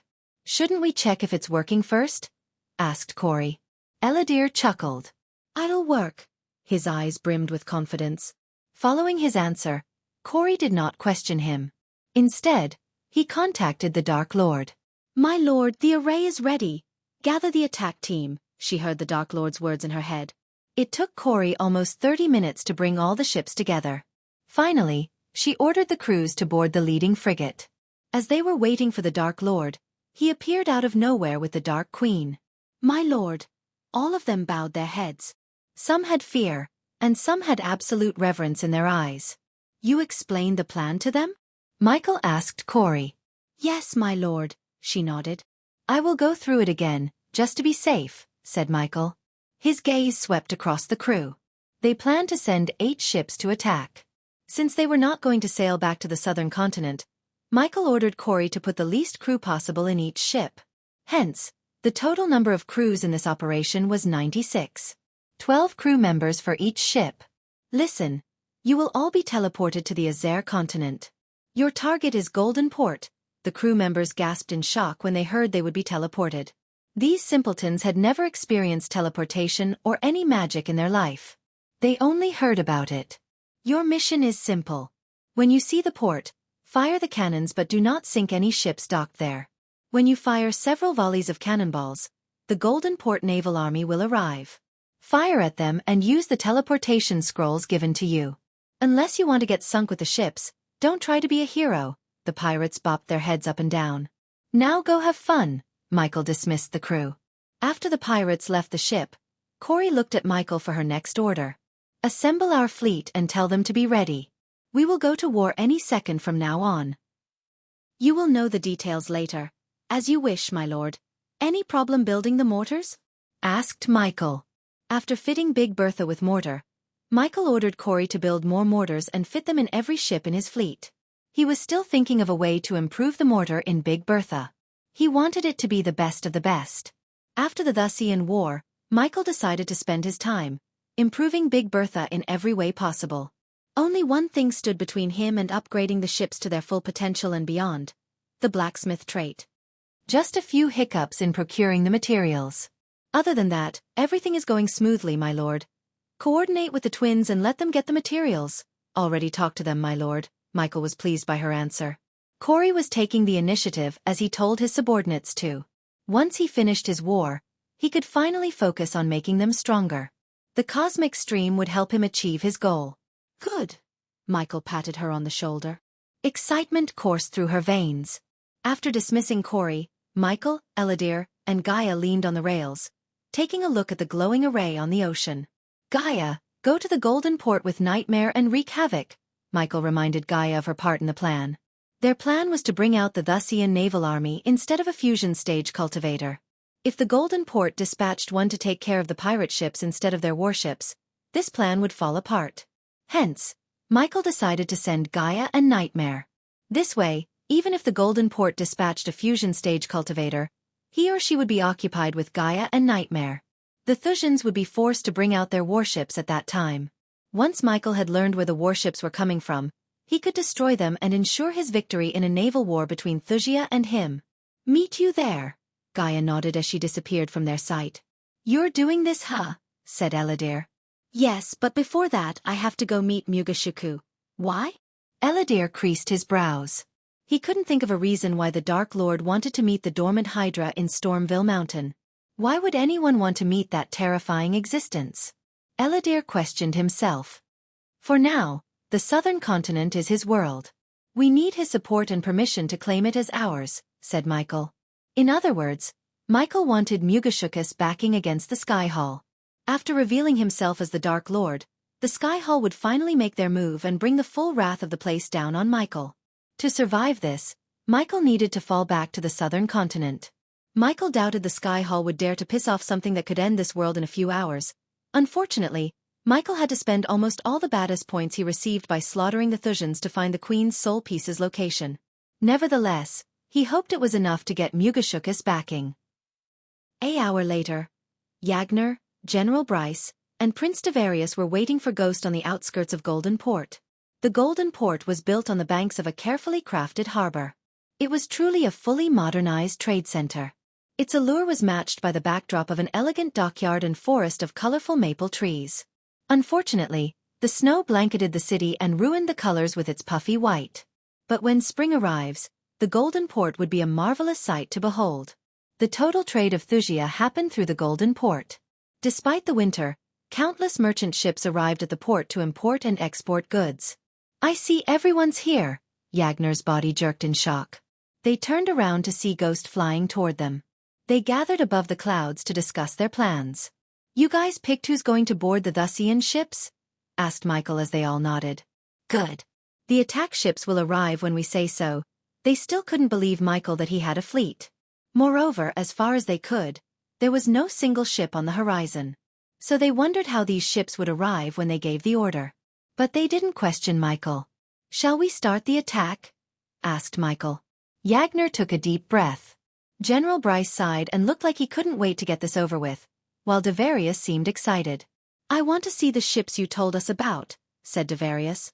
"Send them in." The trio saw Ghost placing his hand on an ear and talking.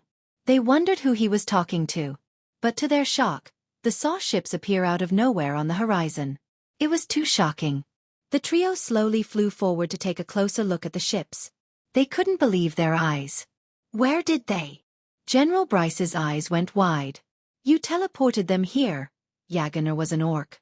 So he was familiar with teleportation more than the others. So when the ships appeared out of thin air, he realized that Ghost had teleported the ships from somewhere to here. The cannons fired with a thunderous roar. Fire and smoke gushed out of the cannons as they rained down cannonballs upon the Golden Port. Michael noticed the people carrying on with their daily lives on the port, screaming and shouting. They dropped everything they were carrying and ran away as fast as possible. In a few seconds, the calm atmosphere in the Golden Port was completely thrown into chaos. Several armed soldiers rushed toward the port. As Michael instructed, the pirate crew didn't aim for the merchant ships docked at the port but just close enough to think they were attacking the ships. The Thusian soldiers were in utter shock. The attack was so sudden. Some of them flew away to inform the Golden Port Duke. As the city was getting bombarded by pirate ships, Yagner noticed a large shadow in the sky. The clouds quickly dissipated. Soon, they saw Nightmare soaring through the clouds in his true form. Nightmare circled around them before diving down to rain down fire. The pirates stopped firing the cannons for a moment in utter shock. They were startled by the appearance of a dragon. "Tell them it's friendly," Michael contacted Corey and conveyed the message to the pirates. Even from a distance, he could see the pirates scared shitless. They shivered uncontrollably. Nightmare's terrifying roar echoed through the air. The people screamed as loud as they could before running deeper into the city away from the port. "Where are you hiding your ships, Maxim?" Michael mumbled. His gaze swept across the Golden Port. To this moment, he hadn't seen a single warship of Thusia. Instead, he heard another mighty roar. Michael's gaze immediately turned in the roar's direction. To his shock, he saw another large shadow in the clouds above Nightmare. It was a dragon, only thrice the size of Nightmare. Michael immediately sensed a threat. The dragon above Nightmare was a fusion stage beast. He was about to fly toward Nightmare when a giant mouth filled with razor-sharp teeth came down through the clouds to bite off Nightmare's head.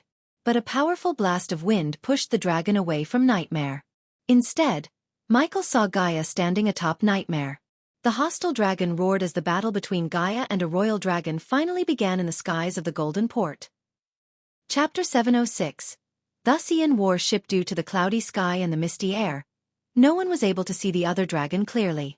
Except for Michael, they could barely see a silhouette of a dragon. But it changed when the dragon dived down through the clouds to attack Nightmare and Gaia. Michael noticed two bright amber eyes sit elegantly within the dragon's scaled, long skull, which gave it a fierce-looking appearance. Several enormous central horns sat atop its head, just above its narrow, angular ears. Several large fan-like skin and bone structures ran down the sides of each of its jaw lines. Its nose was small and had two long, curved nostrils, and there was a tendril on its chin. Several sharp teeth poked out from the side of its mouth, revealing only a fraction of the terror hiding inside. A muscular neck ran down from its head and into a massive body. The dragon was easily thrice the size of Nightmare. The top of its body was covered in narrow scales and rows of small spikes down its spine. The bottom was covered in wide scales, colored slightly lighter than the rest of its body. Four massive limbs carried its body and allowed the creature to stand arrogantly and sturdy. Massive wings grew starting from just below its shoulders and ending at its hips. The wings were bladed in structure. The skin of the wings seemed to glow as if made from the fire itself, and small, sharp tips grew from each ending like massive spears. Its thick tail ended in a hammer-like growth and was covered in the same narrow scales as its body. The dragon's scales had a tinge of golden and crimson red. The sheer size and the shining scales symbolized the dragon's race, a royal dragon. Even if Nightmare were at the fusion stage, it would stand no chance against this royal dragon. Its jaw was wide enough to slice Nightmare in half. Luckily, Nightmare had a backup. "Victoria, is this your pet?" Michael was amused. The poor dragon didn't seem to realize there was a half-immortal staring at him from a distance. As much as Michael wanted to slaughter the dragon, he hovered in the sky, doing nothing. He let Gaia and Nightmare fight the dragon for a change. The two dragons roared at each other. When they came face to face, the the people on the ground felt a chill. Even Yagner, General Bryce, and Devarius trembled in fear. Nightmare and the royal dragon menacingly stared at each other. Nightmare bore his teeth. Despite the size and power, Nightmare didn't show any signs of fear in his eyes. But the royal dragon had a look of scorn. He looked down on Nightmare's forest dragon race. If the royal dragon was a noble, a forest dragon was the poorest of the commoners. I don't care who you are or why you dared to attack Wuxia, but that will be your last mistake, the royal dragon growled.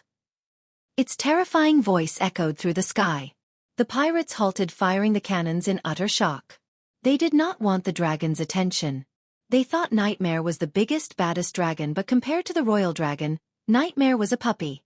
I will end you too and burn those scums alive. The royal dragon glanced at the pirate ships. So there is no brain under that big skull of yours, huh? Gaia ridiculed the royal dragon. You dared to insult me? The royal dragon roared. You fucking idiot. We dared to burn this place to the ground. Of course, I dare to insult an overgrown lizard like you. Didn't you get the memo? We waged war against your pathetic kingdom. It's payback time, bitch. The royal dragon's eyes literally lit up with flames. It roared and dashed at Nightmare. Regardless of its enormous size, the royal dragon was fast. However, Nightmare's smaller body gave him an edge. He was able to barrel roll and quickly go under the royal dragon. Boom! Gaia punched the royal dragon on its belly with enough force to create a thunderous shockwave. Her fist went numb as the royal dragon growled in pain. Using this opportunity, Nightmare breathed fire on the royal dragon. However, its scales were too tough for Nightmare's flames to burn it. Suddenly, the air around them became hotter. When Gaia looked at the royal dragon, she saw its belly beginning to glow. It's gonna breathe fire. Gaia quickly raised her arms as a thin jade energy shield formed around Nightmare. Avoid the dragon breath, she ordered Nightmare. No shit. Nightmare flapped his wings, increasing his speed. Meanwhile, the pirates resumed bombarding the port. Some of the merchant ships began to set sail away from the port. Finally, the royal dragon caught up with Nightmare and Gaia. It flew right above them. It opened its mouth wide as Gaia saw the inside of its mouth glowing like someone had set a fire inside. The temperature around them rose by several degrees. Gaia retaliated quickly by firing an arrow straight into the dragon's mouth. However, the heat inside the dragon's mouth melted the arrow like butter. I really thought that would work, Gaia growled as Nightmare flapped his wings harder than before. Immediately, he shot through the air, escaping the dragon's fire. From a distance, Michael saw a violet stream of fire shooting out of the dragon's mouth. Holy fuck, Devarius cursed. They could feel the intense heat from afar. Gaia frowned, pouring more energy into the shield. Yet, the shield kept flickering. If they had met the dragon breath head-on, the heat would have burnt their skin off. Gaia realized they couldn't drag the fight long. Where the fuck are those ships? General Bryce had lost his cool. Michael could have used the system to scan the area and find a pocket dimensions entrance. However, he used the majority of his badass points to find the Queen's soul piece's location. He was really lucky to find Mugashiku in a good mood. As a result, Mugashiku agreed to offer his protection as long as he found another soul piece within the next 6 months. Otherwise, Mugashiku would personally come to find Michael. That was its threat. The situation was making Michael lose his calm. Luckily, he saw a warship appear out of nowhere near the port. It was a man-o'-war, almost twice the size of Big Bertha. Look! Yagner pointed at the crimson-red painted ship. A loud roar from the ship reverberated through the sea. It slowly sailed toward the pirate ships. Fire at the man-o'-war and get the hell out of here, Michael ordered Corey. The pirates were really lucky they weren't inside the warship's firing range. Otherwise, a single volley of cannon fire from the ship could decimate all of them. As Michael ordered, the pirates quickly reloaded the cannons and fired at the man-of-war. Countless cannonballs soared through the sky, leaving a smoky trail. Sparks flew around them as they made an eerie buzzing sound. When they hit the man-o'-war's hull, they all heard a thunderous explosion. But the cannonballs barely made a dent in its hull. Meanwhile, the sky lit up with violet and red color. Both Nightmare and the Royal Dragon flew above the clouds fighting each other. Suddenly, Nightmare's roar echoed through the sky. Michael sensed a pain in its roar. Above the clouds, the dragon fire had scorched the side of Nightmare's belly. But despite the pain, Nightmare didn't slow down. Seeing the pain in Nightmare's eyes, Gaia's anger shot through the roof. She raised her bow as 4 arrows made of golden energy appeared in her hand. She knocked all of them, mumbling something under her breath. The royal dragon flew almost 20 meters away from them. The wind was violent enough to throw Nightmare off balance occasionally. Furthermore, the clouds obstructed her vision. Despite everything, Gaia took a deep breath and released the arrows. As soon as they shot out, the arrows created a sonic explosion in the air. Each of the 4 arrows grew in size, transforming into golden snakes in mid-air. Unlike traditional arrows that travel in a straight line, these snakes zigzagged, following the royal dragon. The royal dragon retaliated by breathing fire onto the golden snakes. Its violet flames melted 2 snakes, but it was too late to stop the remaining 2. They hit the royal dragon in the belly and in the back. The royal dragon screamed in pain as the arrows exploded when they penetrated the dragon's scales. On the sea, the man-o'-war prepared to fire its cannons. The sound of cannons cluttering traveled in the air. It was like thunder rumbling. A few moments later, the cannons fired, gushing out thick white smoke. The man-o'-war trembled at the aftershock. Michael saw countless cannonballs soar through the air toward the pirate ships. Michael felt pain seeing the pirate ships explode into pieces in a snap of time.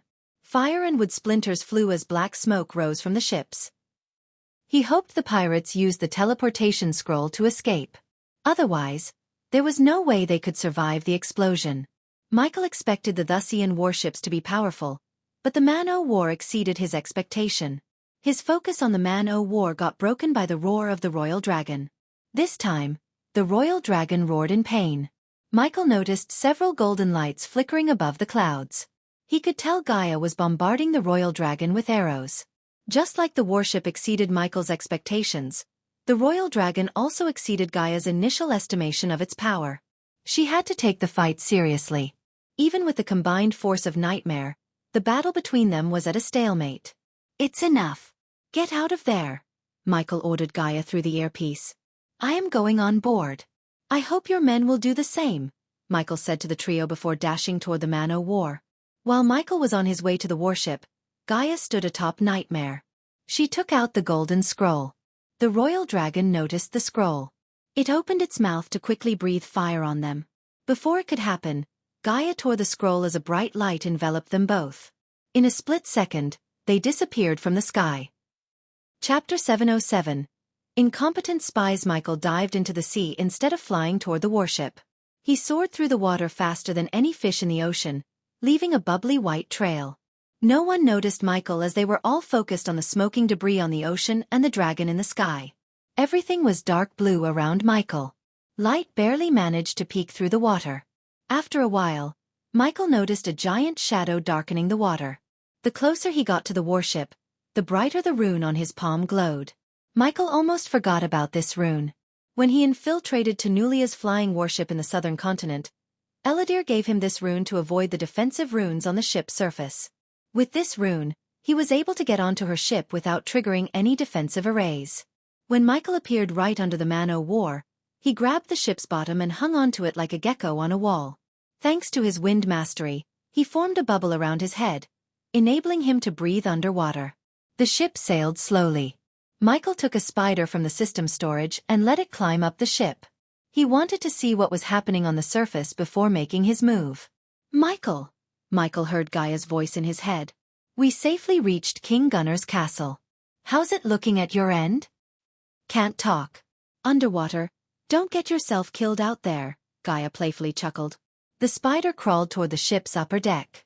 The corner of his vision showed him what the spider was looking at. He noticed a tall golden-haired man walking proudly on the upper deck with his hands behind his back. He looked as though the entire world belonged to him. He grinned at the sinking pirate ships on the horizon. "Captain, we found these 2 sneaking around the port." The man slowly turned around to see the Wuxian soldiers dragging 2 men. The 2 of them were dressed like commoners. Their faces were swollen and bleeding. It was obvious the Thusians roughed them up before dragging them here. "Shit, they must be the other spies." "Incompetent idiots," Michael growled. The only reason he let General Bryce, Yagner, and Devarius pick their own spies was to make them feel they had some level of control over the offense against Thusia. He wondered where the 3rd spy was. His pondering was quickly answered when another two Thusians dragged a dead body toward the ship captain. He tried to resist when we found him snooping near the harbor master's office, Captain. The golden-haired man tilted his head. He looked at the three for a few moments without uttering a single word. Did they tell you what they were doing? Asked the golden-haired man. Not a word, Captain. Amateur spies. Michael was surprised by the man's intelligence. With a single question, he was able to tell they were spies. Not only that, he correctly identified them as amateurs. The captain looked at the bewildered faces of his men. If they were commoners, they would have pissed their pants. If they were good spies, they would have spun a believable story. Only amateurs do neither of those, said the man. I wonder what they were hoping to accomplish. He slowly made his way toward the spies. He lifted one's head. The way I see it, you have two choices. Answer my questions, get a quick death or resist, and I can make you wish for death. The spy spat on the captain's face without a second thought. Before even the blob of spit could hit the floor from the captain's face, the captain punched the spy right through the chest. Blood splattered across the wooden floor. The spy coughed up blood. Michael noticed the spy's beating heart in the captain's hands. The surrounding soldiers didn't look as shocked as one would expect. Why? Because they had seen too many cruel acts of their captain, and they themselves were capable of so many ruthless things. The captain crushed his teeth with a sickening crunch. Seeing the end of the spy, the one beside him trembled. So, how about you? The captain slowly wiped off the spit from his face and the blood on his hand on the spy's shoulder. I was ordered to infiltrate the ship under Prince Devarius' orders, the spy blabbered. Prince Devarius was captured, the captain said as the spy frantically shook his head. He was rescued. Now he is with General Bryce, General Yagner and? The captain squeezed the spy's shoulder. Ghost, the Thusian Alchemy Guild leader? The captain tilted his head. Michael witnessed the spy blabber everything from Michael's heavenly tribulation to rescuing Prince Devarius to taking over the cities conquered by the Thusians. The Thusian soldiers listened to his story, uttering no word. They all trembled in anger. Judging by the looks on their faces, if Michael appeared before them, they would fight to the death. What was your plan? Tell us in great detail, please, and I will let you live. The spy's face brightened. A delighted smile emerged on his face. However, before he could open his mouth, the Thusian saw the spy tremble violently. A white form spurted out of his mouth. Blood seeped through every pore in his body. The Thusians were startled. The spy kept twitching until his body finally gave up. He's dead, but how? The captain rubbed his chin. None of them knew Michael used the spider to inject the spy with poison before he could blabber the plan. Activate the rune. We have to report this to General Booth, said the captain. The mere mention of the name made Michael's blood boil. That was the bastard who led the attack on the sanctuary, slaughtered everyone, and injured a brass soul piece.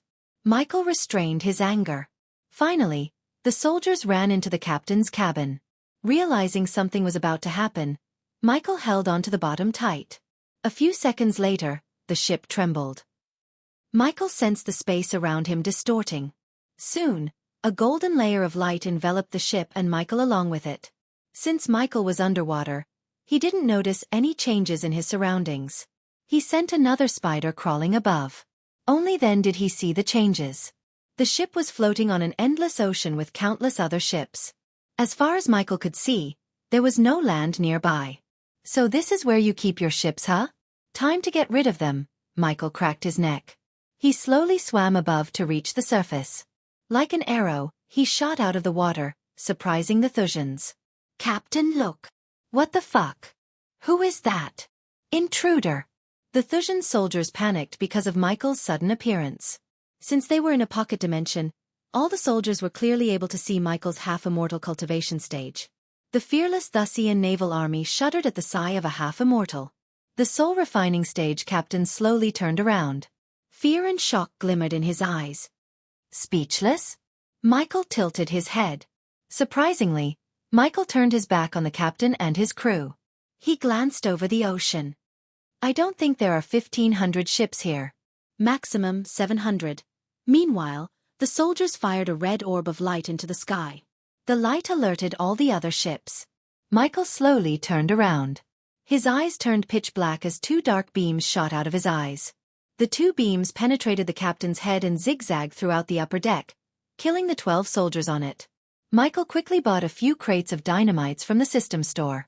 They were powerful enough to destroy the ships if Michael placed them in certain places. For example, inside the cannons, and inside the lower deck. Of course, these ships were too big to make them explode. The point was to create a big enough hull, and the water would do the rest. Michael flew straight down to the hull cannons. With a snap, sparks flew out of his finger and lit the fuse of red dynamite in his hand. Michael simply threw it into the cannon tube. He moved onto another ship and did the same before killing the soldiers on the upper deck. I need to get myself a new spell, Michael said to himself. His current arsenal of spells lacked a large-scale spell that could do mass destruction. It would take hours or days to destroy all these ships with dynamites. The soldiers prepared to bombard Michael with cannonballs. But they were put at a disadvantage when Michael flew high in the air. They couldn't aim the cannons at his height. He closed his eyes as countless golden lightning bolts crackled around his body. When he opened his eyes lit with dark flames. Michael dived down so fast that he left afterimages in the sky. The soldiers couldn't see him but only the continued explosions all around them. He substituted his lack of mass destruction spell with his speed. The soldiers opened fire, hoping it would hit Michael. Instead of Michael, they only hit the other ships. Idiots, Michael snickered. He flew around, wreaking havoc among the ships until he sensed a powerful being in his environmental scanning.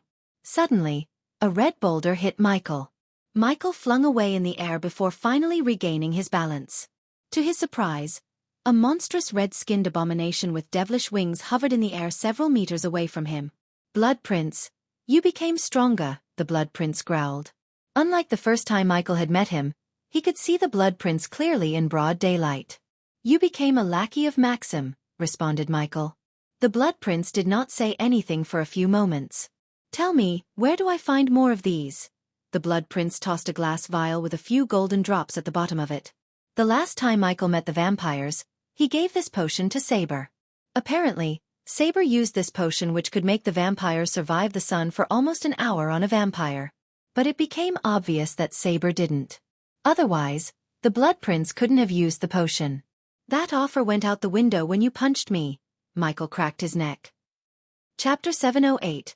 Battle with the Blood Prince. The Blood Prince bore his long fangs at Michael. His red muscles bulged up as blue veins popped up under his skin.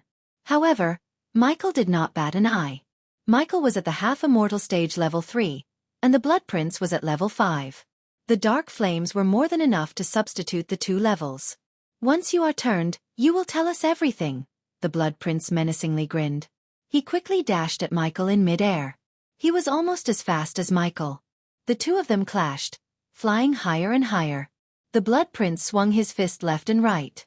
Fortunately, Michael had the black shield. The Blood Prince's bulky fist hit the shield with a loud thud.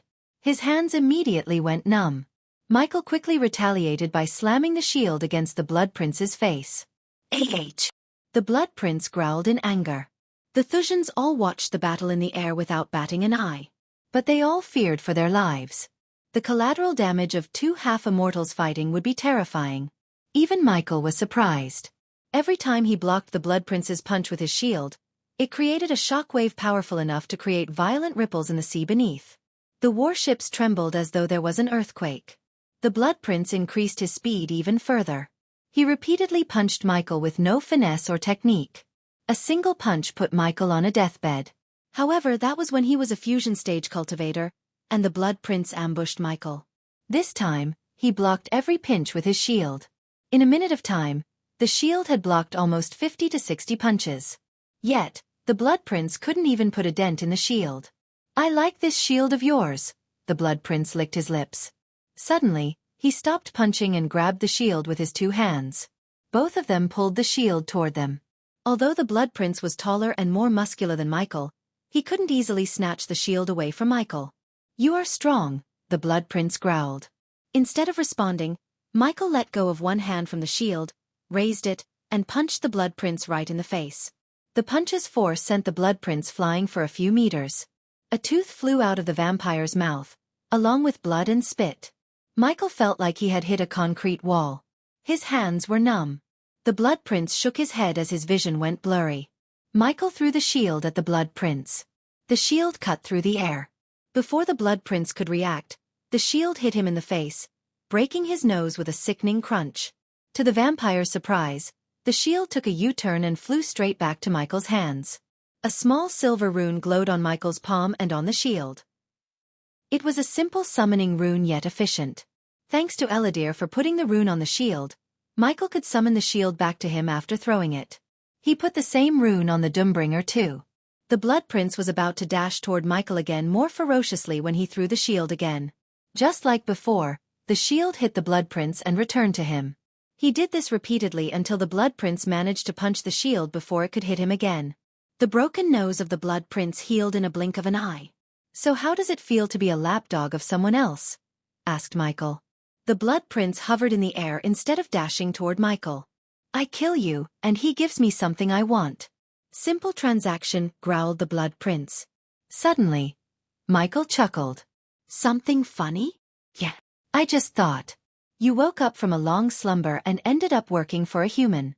Even if you put a leech in a castle, it will always head for the nasty swamps," Michael riled up the Blood Prince. As he expected, the Blood Prince's eyes turned predatory. A red smoke radiated from his body. Slowly, the fangs grew in size, as well as the horns atop his head. Despite his transformation, Michael remained calm.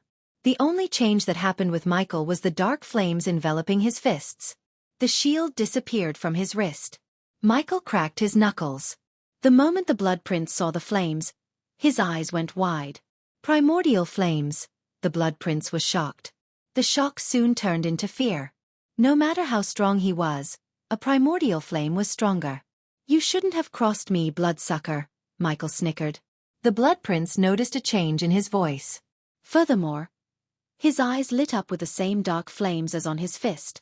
The dark beams shot out from Michael's eyes, aiming for the Blood Prince's chest. "Ugh!" The Blood Prince roared in pain as the dark beams scorched his chest. They penetrated his steel-like skin several inches. His chest smoked. The smell of burning flesh filled the air. When the dark beams disappeared, the Blood Prince looked down at his chest. The two holes did not close up. For the first time, fear clenched his heart. He never expected a human-like ghost to wield such a powerful primordial flame. As he was in shock, Michael dashed toward the Blood Prince. This time, Michael was the one who swung his fist left and right. The Blood Prince instinctively raised his arms to block Ghost's punches. Michael's dark flames-covered fist hit the Blood Prince's arm ferociously. Unlike Michael, the Blood Prince didn't have any shield. It was a bad move to use his flesh as a shield. Just like the dark beams, the flames on Michael's fist burnt the Blood Prince's hands. Michael bombarded the Blood Prince with punches. The vampire's body started to smoke like a roasted turkey. Michael pushed the offense further by landing several kicks. While the Blood Prince was defending the punches, Michael shot another dark beam. "Arg!"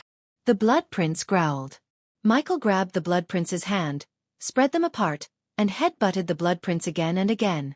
Violent waves crashed onto the ships, almost tilting them upside down. Every time Michael's head clashed with the Blood Prince's, it sounded like thunderclaps. The Blood Prince violently struggled under Michael's grasp. He felt the dark flames crawling onto him like tiny snakes. Suddenly, Michael stopped headbutting the vampire. Instead, he clasped the Blood Prince's face. He looked the vampire in the eyes and fired the dark beams right through the vampire's eyes. The vampire screamed in agony. Unfrontally, the dark beams weren't powerful enough to penetrate through the Blood Prince's eyes. Even Michael couldn't kill the Blood Prince without an immortal killing weapon. All he could do was hurt him to the point when they fought next time. He could kill the vampire quickly. However, Michael did not want to simply hurt the Blood Prince. He wanted to literally rip apart his hand. Although the Blood Prince's appearance caught Michael off guard, it was a blessing. If he didn't appear, Michael would have had to look for an immortal bone to craft a weapon. Thanks to the Blood Prince, he didn't need to pay the system a huge sum or look for a bone. The dark flames crawled toward the Blood Prince, completely engulfing his right hand. The Blood Prince screamed. His thunderous roar echoed through the pocket dimension. It was powerful enough to create several 50-feet-tall waves in the sea. Many soldiers abandoned the ships and flew away. They didn't dare to attack either. The shock waves produced by their clash were enough to kill several of them. Under the scorching heat of the dark flames, the skin melted off like butter. No matter how hard the Blood Prince tried, he couldn't escape Michael's hold. In his pain, he failed to notice a layer of darkness around him. Soon, the Blood Prince lost all the flesh on his right arm. Michael punched the shoulder bone. The Blood Prince fought back to escape Michael's grab using all of his strength. However, Michael covered himself with the dark flames. Furthermore, he willed the dark flames to engulf the Blood Prince too. Michael struggled to break the vampire's bones. No matter how many times he punched, the shoulder didn't not break. Finally, having no choice, Michael poured dark flames and dark energy into the dark beams. He shot the beams at the shoulder bone. Furthermore, he paid the system 50,000 Baddest points just to boost the beam's power. Let me go. The Blood Prince felt his hand coming off of his body. He couldn't cast any spells because of the dark flames around him. His skin slowly burned. Hence, his body and energy prioritized healing him instead of fighting. Finally, the bones cracked. With a final pull, Michael pulled out the Blood Prince's arm right off of his shoulder. Blood gushed out like a fountain. The soldiers who heard the thunderous roar of the Blood Prince trembled uncontrollably. Then, to the vampire's shock, Michael beat him with his own bone. "Human!" he roared. He flapped his wings and immediately flew away from Michael. He didn't dare to linger any longer. "Do not underestimate him, Blood Prince." The Blood Prince heard Saber's words in his head. He regretted not heeding his advice. He thought he could kill Ghost and get what he wanted from Maxim Barnes. Unfortunately, everything went south when Ghost revealed the primordial flames. No matter how powerful a vampire was, they were as weak as a newborn baby in front of primordial flames. If an elder was in the Blood Prince's place, they would have burnt to dust. In the heat of the battle, Michael failed to notice the ships disappearing one by one on the horizon. Michael had realized the Thusians were escaping the pocket dimension. "Stay out of my way, or I will come straight to your home and burn everything down," Michael growled as the vampire vanished into thin air. He turned into a lightning bolt and headed down to destroy as many ships as possible before escaping the pocket dimension. The Blood Prince's appearance had thrown a wrench into his initial plan, to say the least. Chapter 709. Michael returned to King Gunnar's castle with the long bone of the Blood Prince. Yagner, General Bryce, Devarius, and Gaia saw him and were surprised by the bone. Michael put the bone with a thud. "When I asked you to pick one to board the ship, I thought you guys would pick someone who wouldn't blabber our plan to the Thusians," the trio frowned. "Master Ghost, what are you talking about?" asked General Bryce. "I am not going to make a big deal out of it." "But the Thusians caught the two spies and beat them to death." Michael then turned his gaze toward Devarius.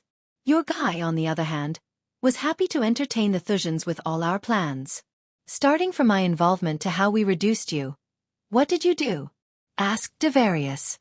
The others slightly trembled. "Nothing. The Thusians killed him," said Michael. "Whose bone is this?" Yagner asked Michael. "A vampire's. Apparently, that son of a bitch Maxim made a deal with the vampires." "What?" General Bruce and Devarius almost shouted. They couldn't believe what they had just heard. Just these words were enough to make them feel like something was crawling on them. They were absolutely disgusted with Maxim. When they saw Michael grin, they were surprised even further. With a flick of his wrist, Michael took out a shiny blue crystal. He placed it on the table. "Is that a recording crystal?" asked Gaia. "Yep."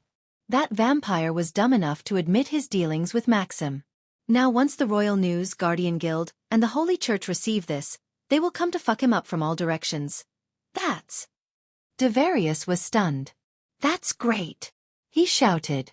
They were excited to the point they had forgotten about the spies. "What about the ships?" asked Gaia. "I destroyed some, but that damn vampire stopped me from destroying the rest. Besides, those sneaky bastards ran away," said Michael. "So we have to face their full wrath, huh?"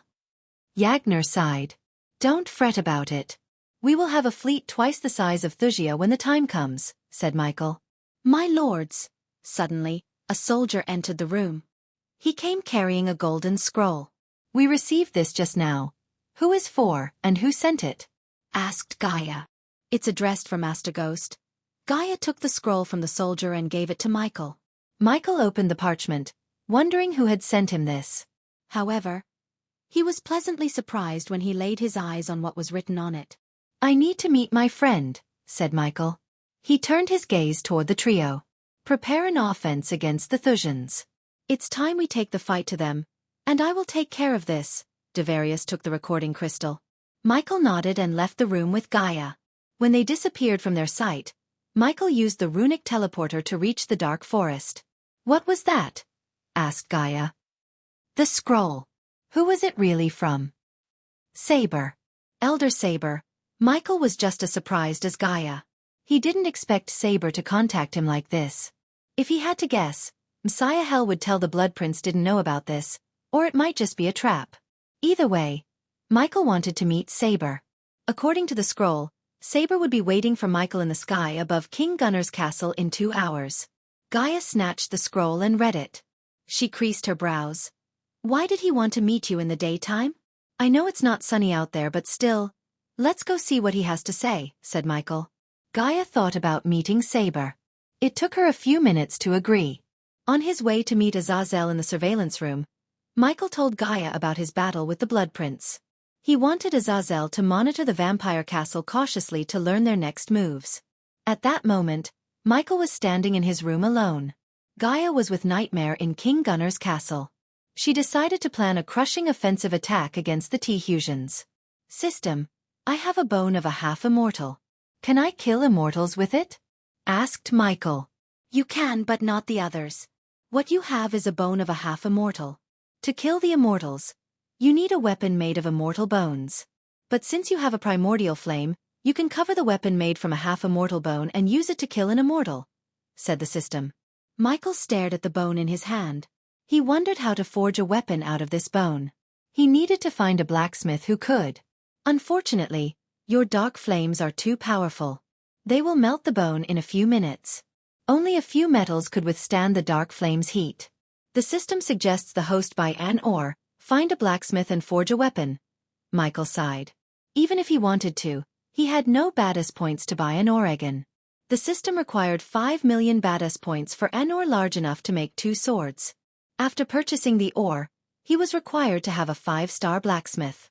How many points do I need to become a blacksmith myself? Michael asked, fiddling with a bone. Along with his inventor trait, Michael could forge many new weapons that could give him an edge against his foes. So rather than finding a blacksmith, Michael decided to become one himself. The system can offer you the 5-sta blacksmith trait for 10 million badass points. Michael raised his brows. The price was simply outrageous.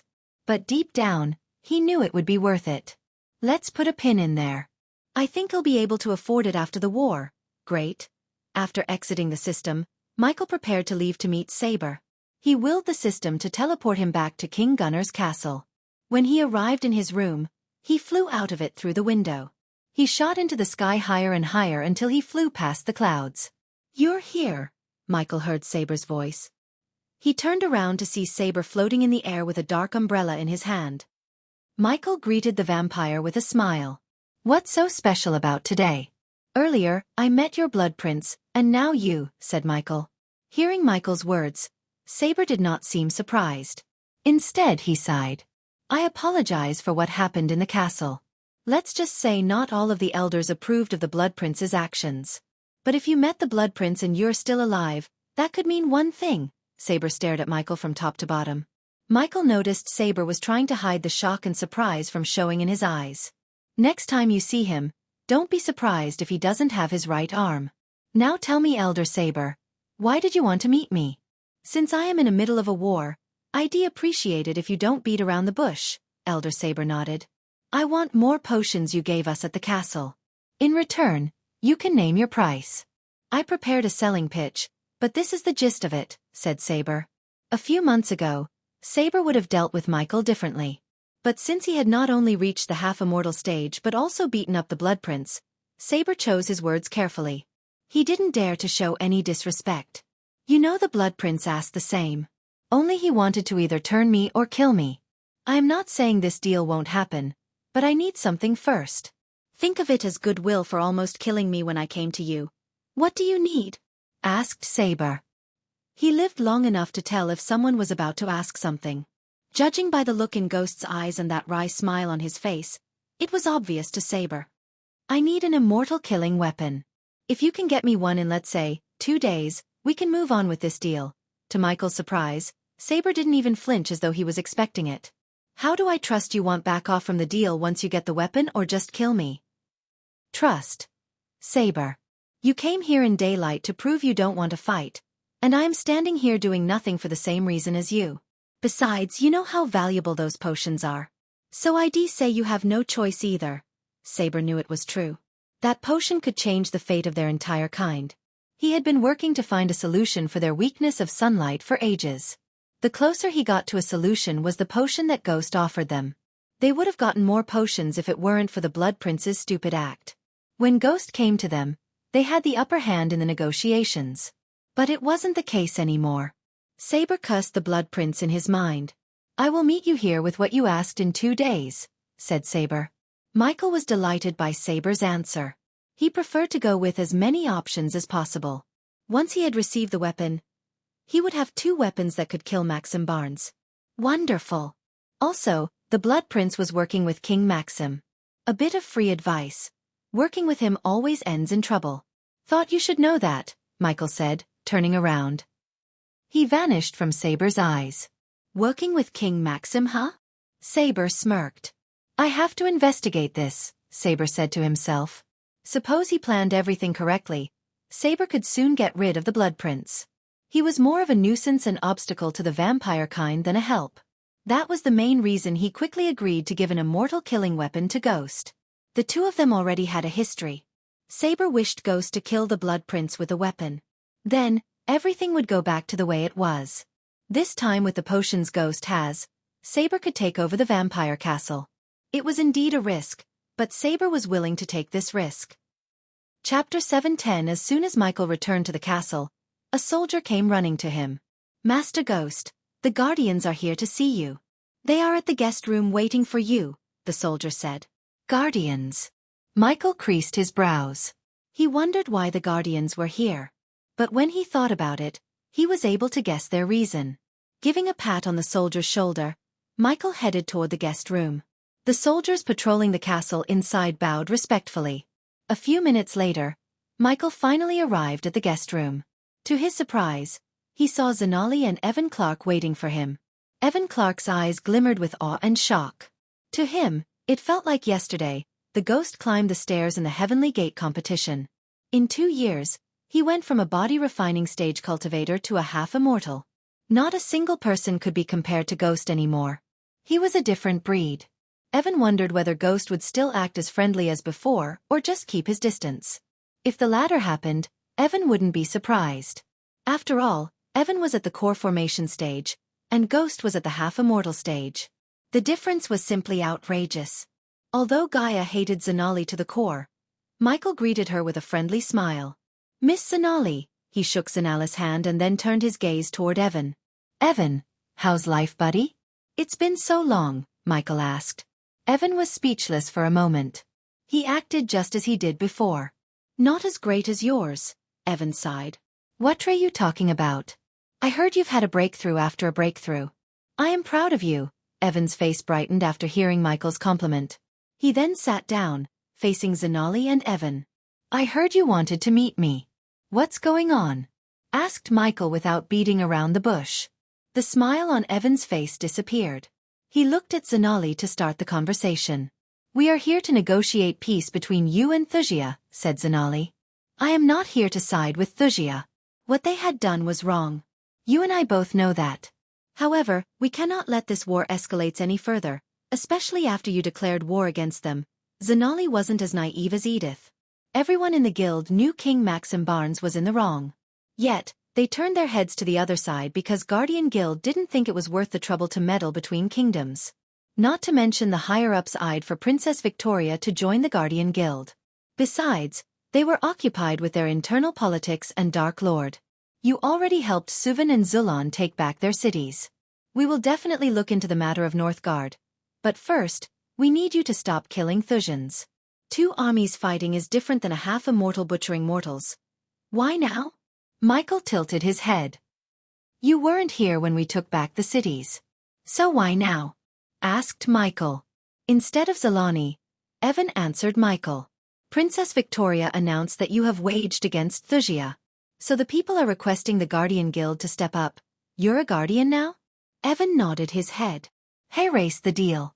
Since Evan is a friend of mine and you came here all the way from your guild, I can pause the war for 3 days. The people of Wuxia can find a safe shelter or whatever they need to be safe. Zanali creased her brows as Michael continued. I'll sweeten the pot more. If the Wuxian army stand down, Suvan Zulon army, and I won't lay a finger on them. Come on, Ghost. We both know they want and can't do that. Michael rubbed his chin. Then what about this? If King Maxim gave back Northgard and returned to the Elon continent, leaving Ithilien, I would stop this war. You want to stop the war, right? Then here you go, a way to stop the war. Michael was amused inside. King Maxim Barnes would fight the Guardian Guild then give up Ithilien. There was no way he would give up Ithilien because that's where the cosmic stream is. The cosmic stream was his big ticket to world domination. A man with his ambition would die then give up the cosmic stream. Michael knew that very well. Evan turned his gaze towards Zanali because Ghost was surprisingly cooperative. He kinda expected Ghost to tell them to fuck off, but he just offered them a way to stop the war, and it sounded reasonable. The question was whether the Guardian Guild and Wuxia would accept this deal. That won't happen, Zanali shook her head. She knew King Maxim well enough to know he would not let go of Ithilien. Then this war will continue. I will show him how it'd feel to lose a city and a huge chunk of his army. The friendly warm smile Evan saw a few moments on Ghost's face completely vanished. I didn't want to use it, but I have no choice now. You cannot participate in this war. According to Clause 252b, anyone above the fusion stage must not interfere in the affairs between 2 or more kingdoms and use the overwhelming power to strong-arm the kingdoms. Zanali narrated the Guardian rule. In a few days, he would reveal himself as the Dark Lord and head back to the southern continent where the Guardian had no power. After that, he didn't have any need to fear the Guardians anymore. In fact, Zanali was lucky Michael didn't throw her out by her neck. Is that a Guardian Guild rule? The smile on Ghost's face gave Evan chills. If you continue to attack Thusians, we will be forced to take action against you. Do you really want to go against the guild? To their surprise, Michael burst into laughter. I don't give a fuck about your guild and your rules. Zanali's eyes turned bloodshot in anger. I didn't give a shit about Guardian Guild when I was a body refiner, and I certainly give a fuck now. You are not the only half-immortal in this world, Ghost. Zanali's words were cold. Evan began to tremble in fear. He never thought his first assignment as a guardian might just start a war between the guild and a half-immortal. Then I suggest you bring a few to Wuxia. Because it'll be there. Just think about the collateral damage of the fighting between a half-immortal and a bunch of immortals. Wuxia will be in ruins when the battle is done. That's what I want. So you're welcome to do whatever you want. Evan could tell he wasn't bluffing. There was no sign of fear in his eyes. Anyone could tell if the Guardian Guild brought their own rogue immortals, Ghost would fight them to the death. As he said, the collateral damage would ruin everything around them. It had been centuries since 2 immortals fought each other. Ghost, please think about it. Violence will solve nothing, Evan pleased. It will solve something for me. Zanali stood up from her seat. We are leaving Evan, said Zanali. She then glanced at Michael. You will hear from the guild soon. But don't expect the next meeting to go like this if you don't change your mind. Zanali coldly said as Michael chuckled. I am looking forward to it. Michael waved his hand without any concern. In 2 days, Michael would get an immortal killing weapon from Saber. At that time, the immortals would be afraid to get near him. They didn't spend all that time achieving immortality to die because of some guardian code. Even if they were willing to fight Michael, they didn't have any chance of killing Michael. He was certain he could fight an immortal. Plus, he would be in the southern continent soon, where even the immortals had no power. After Zanali and Evan left the place, Michael headed to the Dark Forest.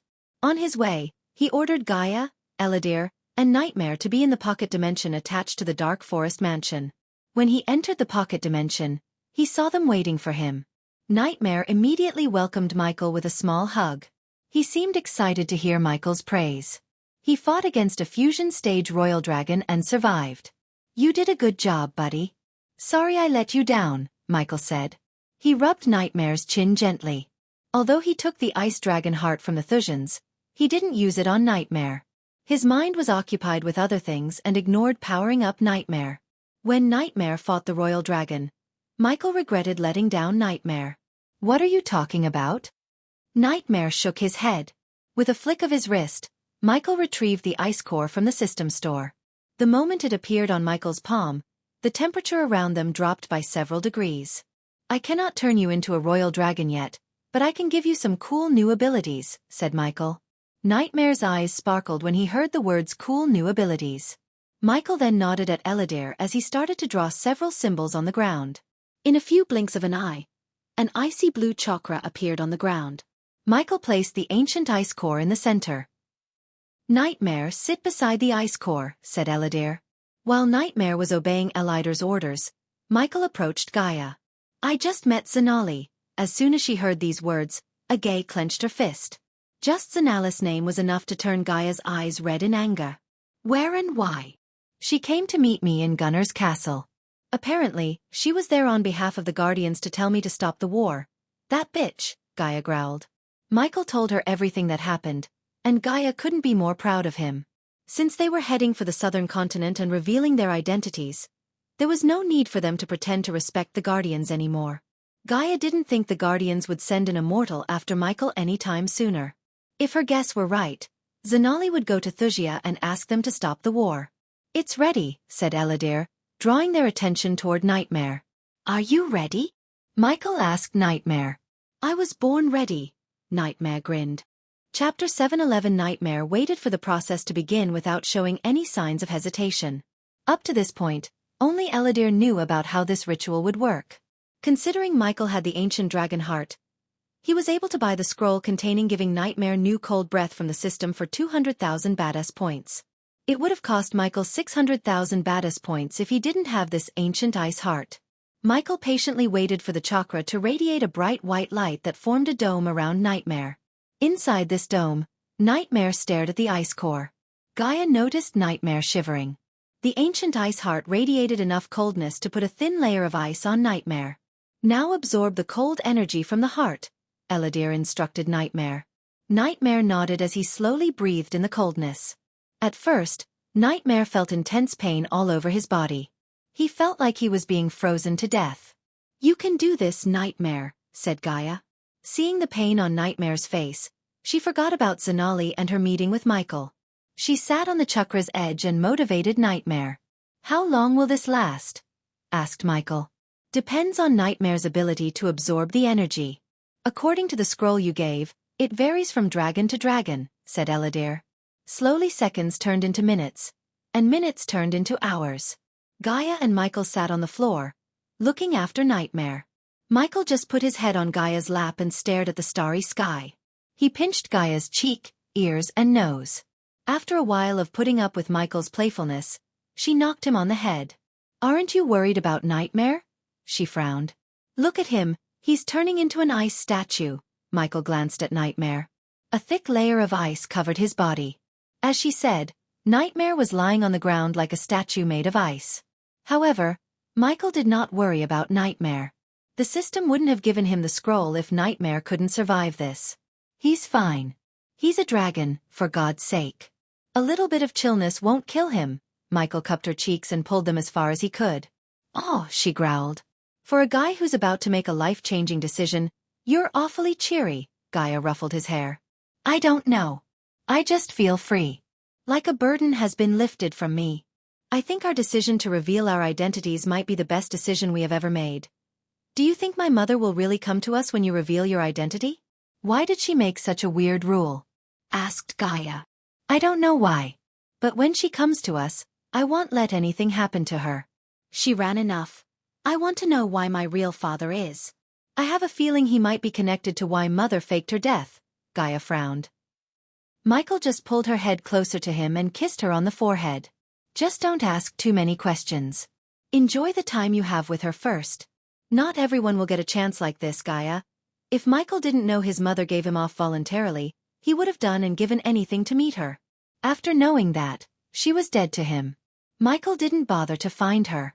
He had enough things to worry about. But deep down, he was still saddened by everything. Hence, Michael wanted Gaia to have the best time with Adelia instead of asking too many questions. Whatever problem Adelia was in, Michael would take care of them. After all, Adelia was family to him. The two of them spent hours talking in peace. Eladir did not return to the place until the next morning. He checked up on Nightmare. Shoo! When Eladir was about to speak something, Gaia shushed him.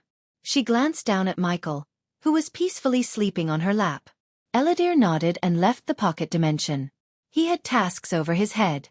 For example, he had to create runes to build more mortars and teleportation arrays. After Eladir left the pocket dimension, Gaia looked after her two boys. Meanwhile, Zanali and Evan reached the capital of Thusia. This was Evan's first time coming to Ithilien. Hence, he was pretty surprised by the look of the city. Even the royal land in Elon paled in comparison to the city before him. Every building in the city was newly built with elegant architecture. Each building was surrounded by neatly pruned bushes and flowers. Maple trees stood guard on either side of the street. Unfortunately, the winter made the trees shed their leaves. Otherwise, the streets would have been covered with red and yellow maple leaves.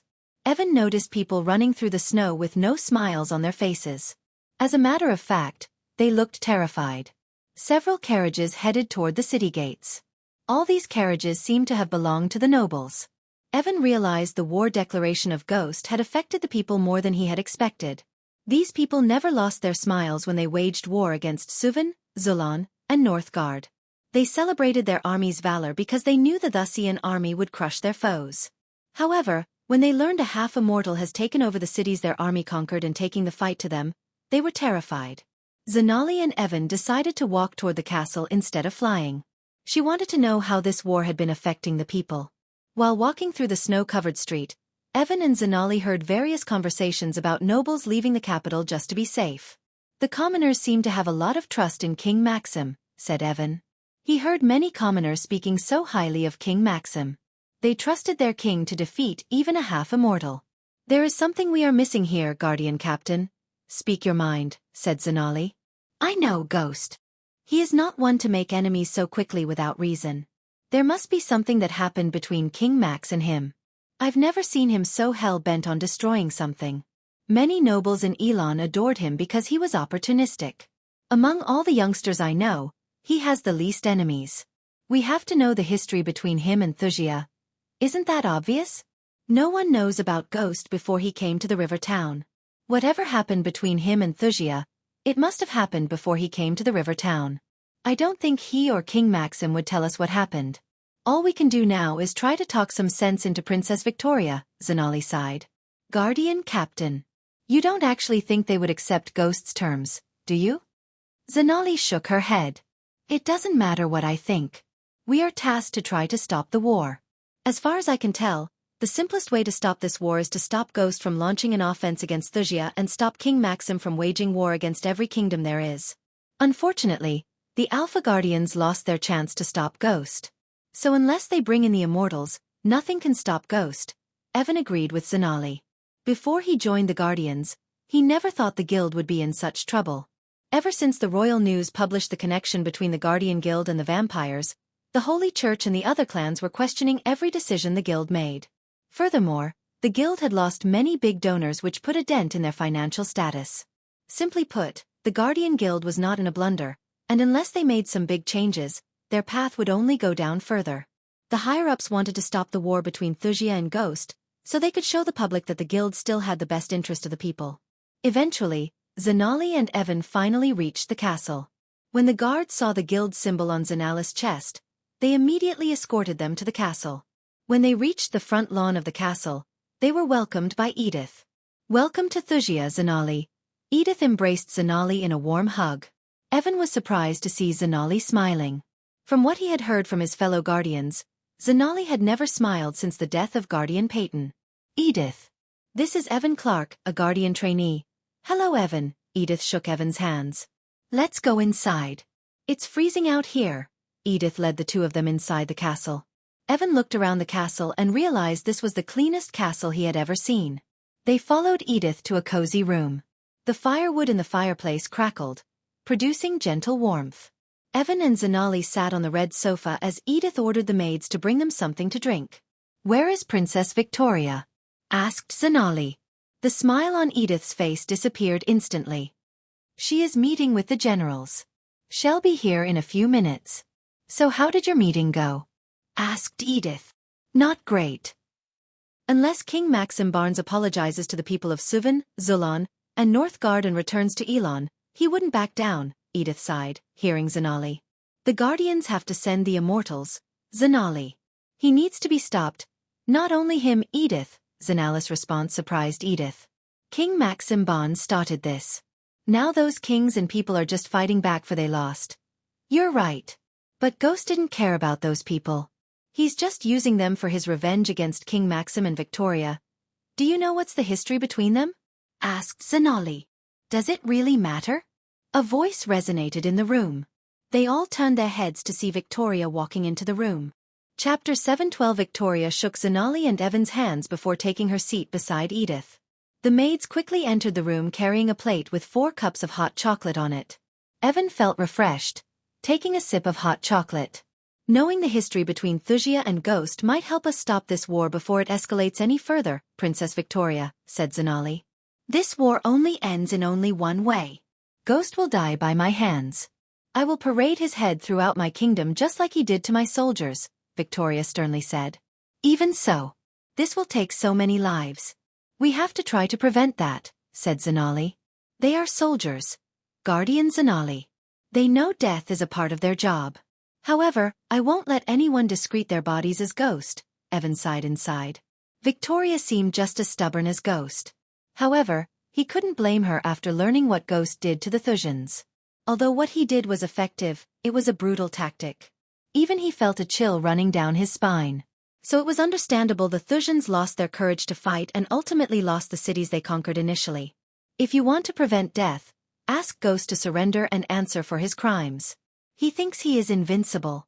When he steps into my kingdom, I will show him the half-immortals can be killed. Victoria's lips curved upwards. He gave us 3 days to get the people to safety. I suggest we get them off the island to Idrizel, said Zanali.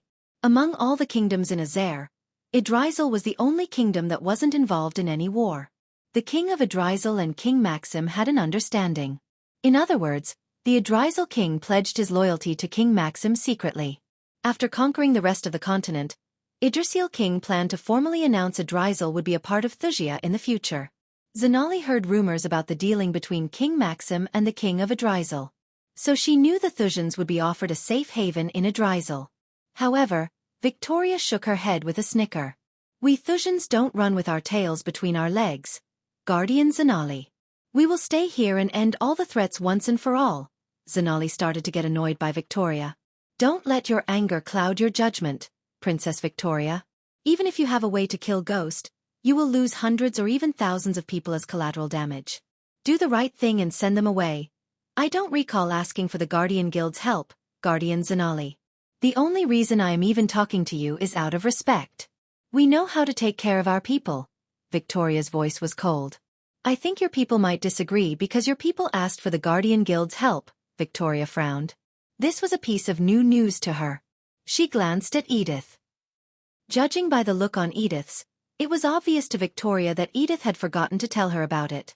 Some people are more afraid and have less trust in their king. If anyone wants to leave, they are welcome to leave. So, will you agree if I announce this to the people? As a guardian, I am obliged to help people in need. Especially when they are stuck between 2 armies, said Zanali. Victoria took a small sip. She pondered what Zanali had said. Deep down, she knew sending away the people was indeed the right move. However, after Ghost destroyed many of the powerful warships, Victoria was not in the state to afford to lose a ship from her fleet. The Thusian army needed every ship and soldier. Since Zanali was so keen on keeping the citizens safe, Victoria decided to use Zanala's soft spot to her advantage. If you want to get them to safety, bring the Guardian ships to the Golden Port. My warships will escort you, but they cannot travel with you to Idrizel, Evan sighed in relief. Finally, a good thing came out of their trip to the Azair continent. My ships are just an hour's sailing from the Golden Port, Zanala's answer surprised everyone. She brought the warships of Nagaland itself to escort the Thusian out of Ithalan Island. Although Victoria kept what happened to her warships a secret, the Guardian had spies within the port. Hence, Zanali knew Thusia had lost several of their warships. You came prepared. Victoria exclaimed as Zanali nodded. What about the immortals in your guild, Zanali? Are they going to stand beside and watch Let Ghost do whatever he wants? Edith opened her mouth. This time, he's attacking Xianxia. What if he decided to do the same to another kingdom? Who will stop him then? Asked Edith. To their surprise, Zanali chuckled. You do realize they are just fighting back, right? It was King Maxim who started this whole charade. We had the right reason to wage war, Guardian Zanali. Victoria creased her brows. Yeah, right. They couldn't tell whether she was being sarcastic or not. Victoria didn't get furious as she couldn't care less about what Zanali thought. Your guild will intervene soon, Zanali. Zanali turned her gaze toward Edith. She saw a glimmer in her eyes as though Edith knew something she didn't. After discussing the war for a few more minutes, they all went their separate ways. Victoria headed for the Golden Port with Zanali and Evan, while Edith went to meet Layla. They had 2 more days to get the Thusians to a Dryzel. Until now, Victoria had no clue where or when Ghost would launch the next attack. This time, Victoria had ways to fight him. She needed to keep Ghost at bay until her father came out of his seclusion. The last time she heard from him, he was just a week away from reaching the half-immortal stage. With the cosmic energy running through his veins, he could kill Ghost in a few minutes. Almost a day later, Gaia saw a few cracks forming in the ice shield around Nightmare. A city blue glow appeared in Nightmare's chest. As seconds passed, the cracks grew bigger and wider. Human, I think Nightmare is coming out of his shell. Come here, Gaia said to Michael through the earpiece. When the sun rose in the morning, he left the castle to meet Saber. Today was the day he would give Michael an immortal killing weapon. Give me a minute, said Michael. The chakra gradually lost its glow. When the chakra completely faded away, Gaia stepped closer to Nightmare. Suddenly, the ice shell shattered into pieces. Gaia's hands instinctively raised her hands in front of her face to cover her face. A while later, she gently placed her hand on Nightmare. She tried to lift him in his arms. The moment Gaia touched Nightmare, she felt acute pain in her hand due to the intense coldness of his body. Nightmare slowly opened his eyes. His red pupils flickered in icy blue light. A puff of cold smoke escaped Nightmare's nostrils. In a few blinks of an eye, he transformed into his full form. His crimson-red scale had a tinge of bluishness to it. Nightmare slowly turned his head. To Gaia's surprise, Nightmare breathed frost onto the ground. The ground immediately froze to the point it shattered. Nightmare did not stop as he kept breathing frost out of his mouth. He created a tall pillar of ice. Under Gaia's gaze, Nightmare's pupils returned to their usual crimson red. As she expected, Nightmare breathed fire, melting the ice statue. Even under the scorching heat, the ice pillar took a few seconds to melt. Finally, Nightmare turned his gaze toward Gaia. His mouth formed a haughty grin. He quickly breathed frost on Gaia. A thin layer of ice formed around Gaia as Nightmare giggled. Are you cold? Gaia shattered the shell of ice with a single punch. Her hand went numb. Anyone under the core strengthening stage would freeze to death immediately. Nightmare quickly shrunk his body and jumped onto her shoulder. Ghost, Nightmare saw Michael appear in the pocket dimension. He walked toward them with a sword in his hand. It was a fairly large, wide, slightly curved blade made of bronze held by a grip wrapped in gilded, jade-green leather. Dual-edged and razor-sharp, this weapon was made for those looking for power, versatility, and general awesomeness. The blade had a thin, slightly curved crossguard, just large enough to give the blade the perfect weight balance. The crossguard had an ornamented hawk beak on each side. Any oblivious man could tell this weapon wasn't created by just any blacksmith. A massive pommel was decorated with a rare gem. No expense was spared for this gorgeous weapon. The blade itself was engraved. Intricate decoration patterns had been carefully etched into the blade, which added mystery and supposedly more power to the weapon. This sword seemed to have been used only on rare occasions. None deserved the weapon more than the greatest fighters of all. Michael put the sword in his sheath on the back and grabbed Nightmare from Gaia's shoulder. He lifted Nightmare into the air as though Nightmare was a human baby. "Oh, you're chilly," said Michael. Just like Nightmare did to Gaia, he breathed frost on Michael's face. But the dark flames appeared out of nowhere and vaporized Nightmare's frost breath. Gaia walked around Michael to inspect the sword. She unsheathed the sword from his sheath. She looked closely at the sword. She could feel the intense energy radiation from the blade. The blade had a gray shade and didn't feel like it was metal. Can this sword withstand the heat of your dark flames? Gaia questioned Michael. No, it can't. But it can kill immortals and half-immortals, said Michael. Although Gaia was a little disappointed, she expected it. On the other hand, Nightmare was delighted to show Michael his new abilities, such as frost breath and creating a layer of ice on his body as a defensive measure. Michael noticed that after absorbing the ice dragon's heart, Nightmare's cultivation went from the core strengthening stage level 2 to level 6. Now that this is over, we have to get to the castle. It's time to initiate the first phase of my attack plan, said Gaia with a grin. Chapter 713. Finally, the day of Michael's first offense against Wuxia had arrived. Yagner, General Bryce, and Devarius were armed to the teeth. They waited for Gaia's plan of attack around the Oka table.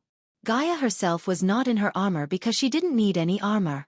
She put her finger on the golden port. We will attack the golden port at dawn, said Gaia. After what Ghost did to their ships, the Thusians are being careful. So only a large-scale attack here would bring their ships out. But don't worry, we have 2,000 warships with us. Yagner's brows arched up in surprise. 2,000 warships was a vast number. With that amount of ships they could conquer any kingdom by the sea.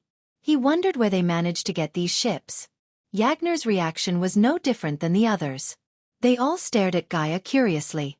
Our vanguard ships have a long-range weapon attached. So we will lay waste on Thusians from a safe distance. This will reduce the number of casualties on our side. Who's going to deal with that dragon? Asked General Bryce. The images of that dragon flashed across his mind. It haunted his dreams. Ghost will take care of that, they sighed in relief. Although the dragon was gigantic, terrifying, and at the fusion stage level 8, Ghost was half immortal. Of course, their battle would be frightening, but the odds were definitely against the dragon. While Ghost deals with the dragon, our ships will move forward. Since Golden Port doesn't have any space large enough to hold the Thusian army, and they would rely on naval power, it's safe to say we won't have much of a ground battle. But, Gaia raised her finger. She glanced at them for a moment before continuing. We received numerous reports saying 2 fusion stage generals are stationed at the Golden Port. Where do they get all these fusion stage cultivators? They used to be so rare, and now, they are popping out from everywhere. Devarius expressed annoyance over the amount of fusion stage cultivators Wuxia had. One couldn't blame him. While many other kingdoms barely had one fusion stage cultivator, Wuxia had several. Only a handful of people knew how Wuxia managed to produce several fusion stage cultivators in a short amount of time, and Gaia was one of them.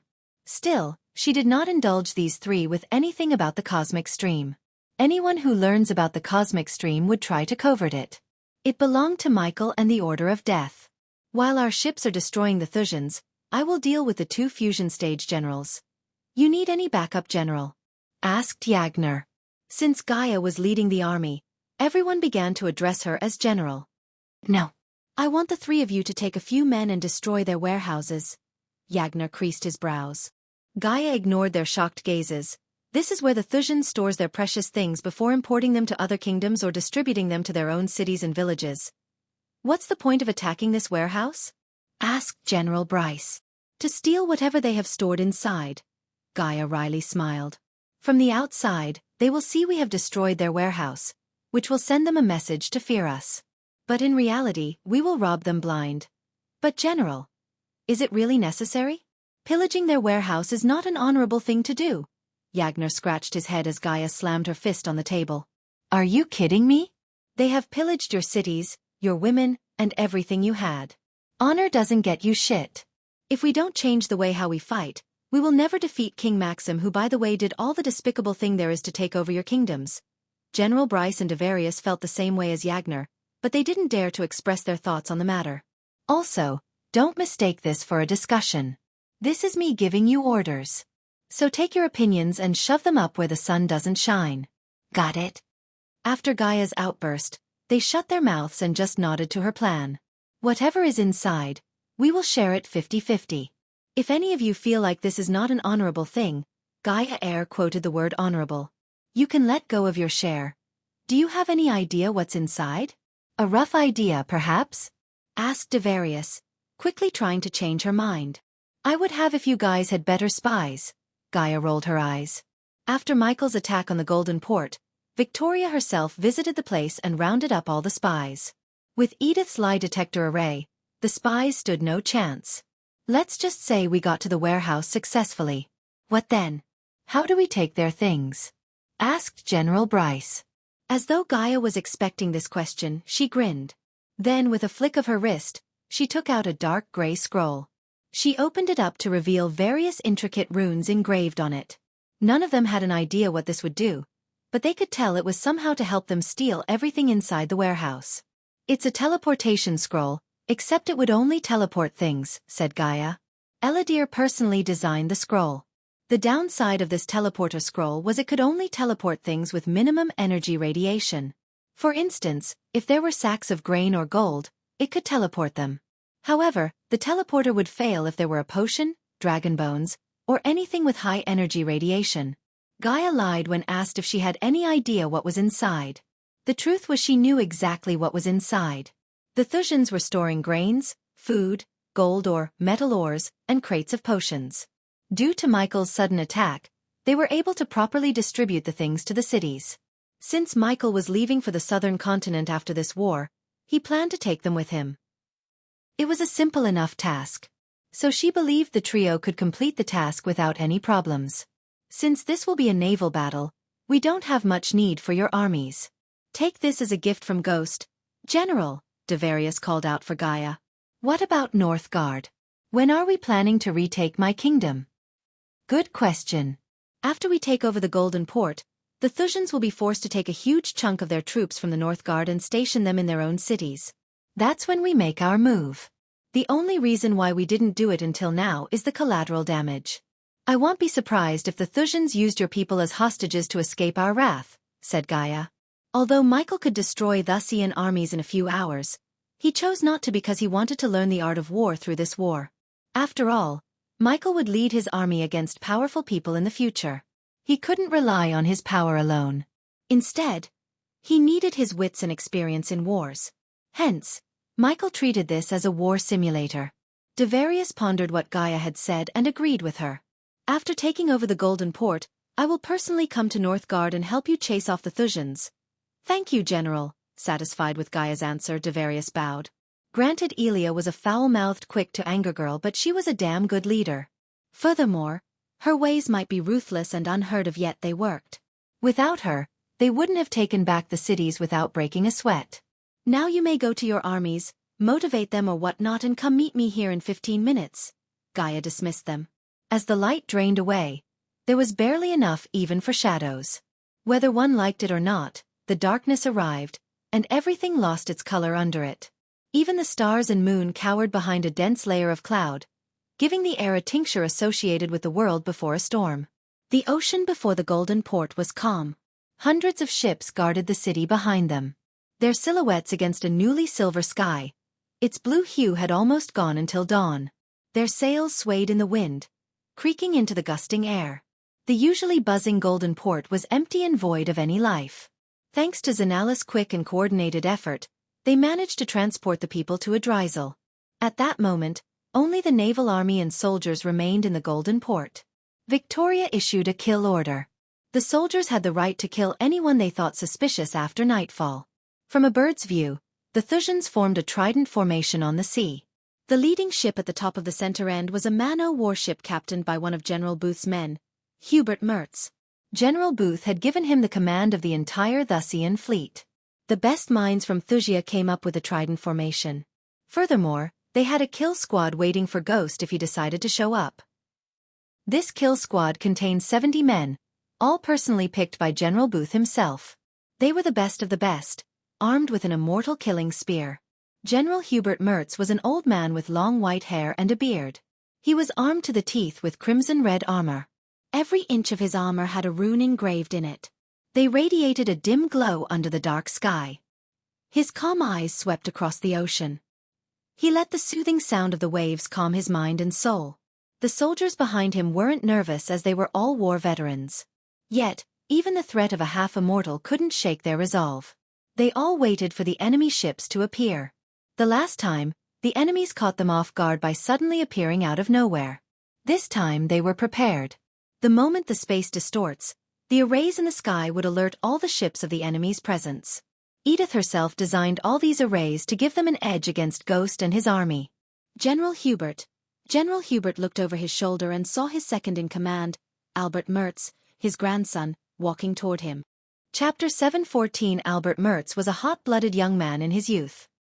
He was one of the men who received the gift of cosmic energy, thanks to his undying loyalty toward King Maxim Barnes. As a result, he became a soul-refining stage cultivator. With his cultivation level and years of training from his grandfather, he climbed up the ranks in the army and became the second-in-command to his grandfather himself. The ocean breeze disturbed Albert's wavy silver hair. He joined his grandfather on the upper deck, near the rudder. "Everything seems to be calm," said Albert. "For now," said Hubert. "Power always comes with a cost, Albert." Hubert was taken aback by surprise. For some reason, Albert couldn't see the absolute resolve to win in his grandfather's eyes. "General, what do you mean by that?" asked Albert. Hubert sighed.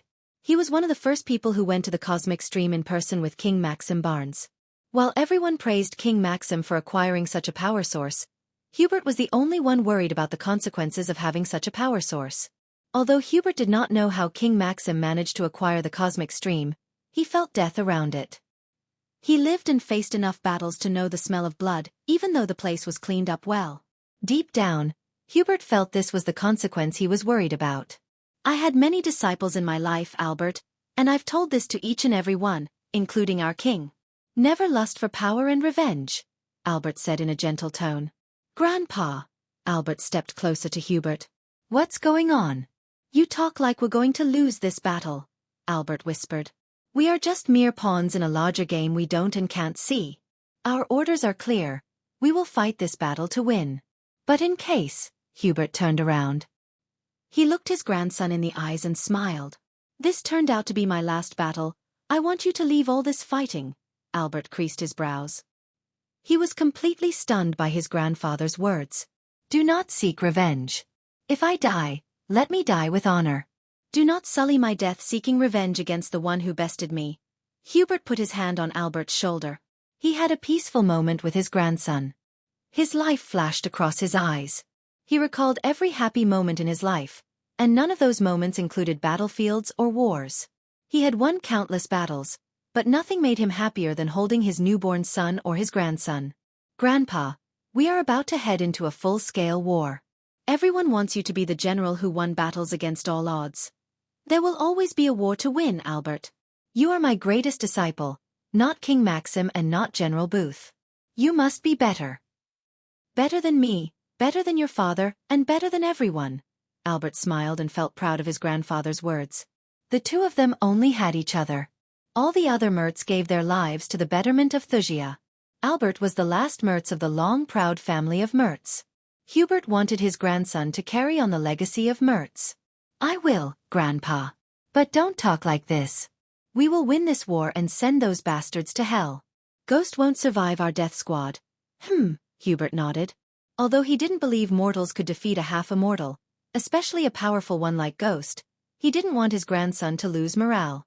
"But heed my words one last time, Albert. If I fall today, don't fall in my footsteps," said Hubert with a heavy heart. Albert took a deep breath. "I won't be the last Mertz, Grandpa. I promise to honor your words." Satisfied with Albert's answer, Hubert patted him on the back before turning his gaze back to the ocean. As Hubert was staring at the calm sea, something suddenly appeared on the horizon. "They are here," Albert mumbled under his breath. He quickly took the spyglass dangling on his waist. He used it to take a closer look at the horizon. As he expected, it was a war frigate. It almost perfectly blended with the darkness. He had never seen a ship completely painted black. Even the sails were as black as midnight. Albert saw silhouettes of several people on the deck. One by one, many warships appeared behind this black ship. A thunderous horn echoed through the air, alerting the soldiers of the enemies. "Take position." General Hubert's domineering voice resonated through the air as loud as the sound created by the array itself. His previously worried eyes turned predatory. "The moment they come into the firing range, unlead everything you have on them," ordered Albert. The Wuxian ships were built with longer and wider fire ranges than any other ships in this world. Best blacksmiths, rune masters, and engineers worked day and night to strengthen their firepower. Thus, the Thujans could destroy their foes from out of the hostile ship's fire range. None of the kingdoms in Azer survived the assault of the Thusian naval army. To attack the Thusian ships, the hostile ships had to sail forward. The trident formation was to flank them from left and right, while the center point was to destroy them head-on.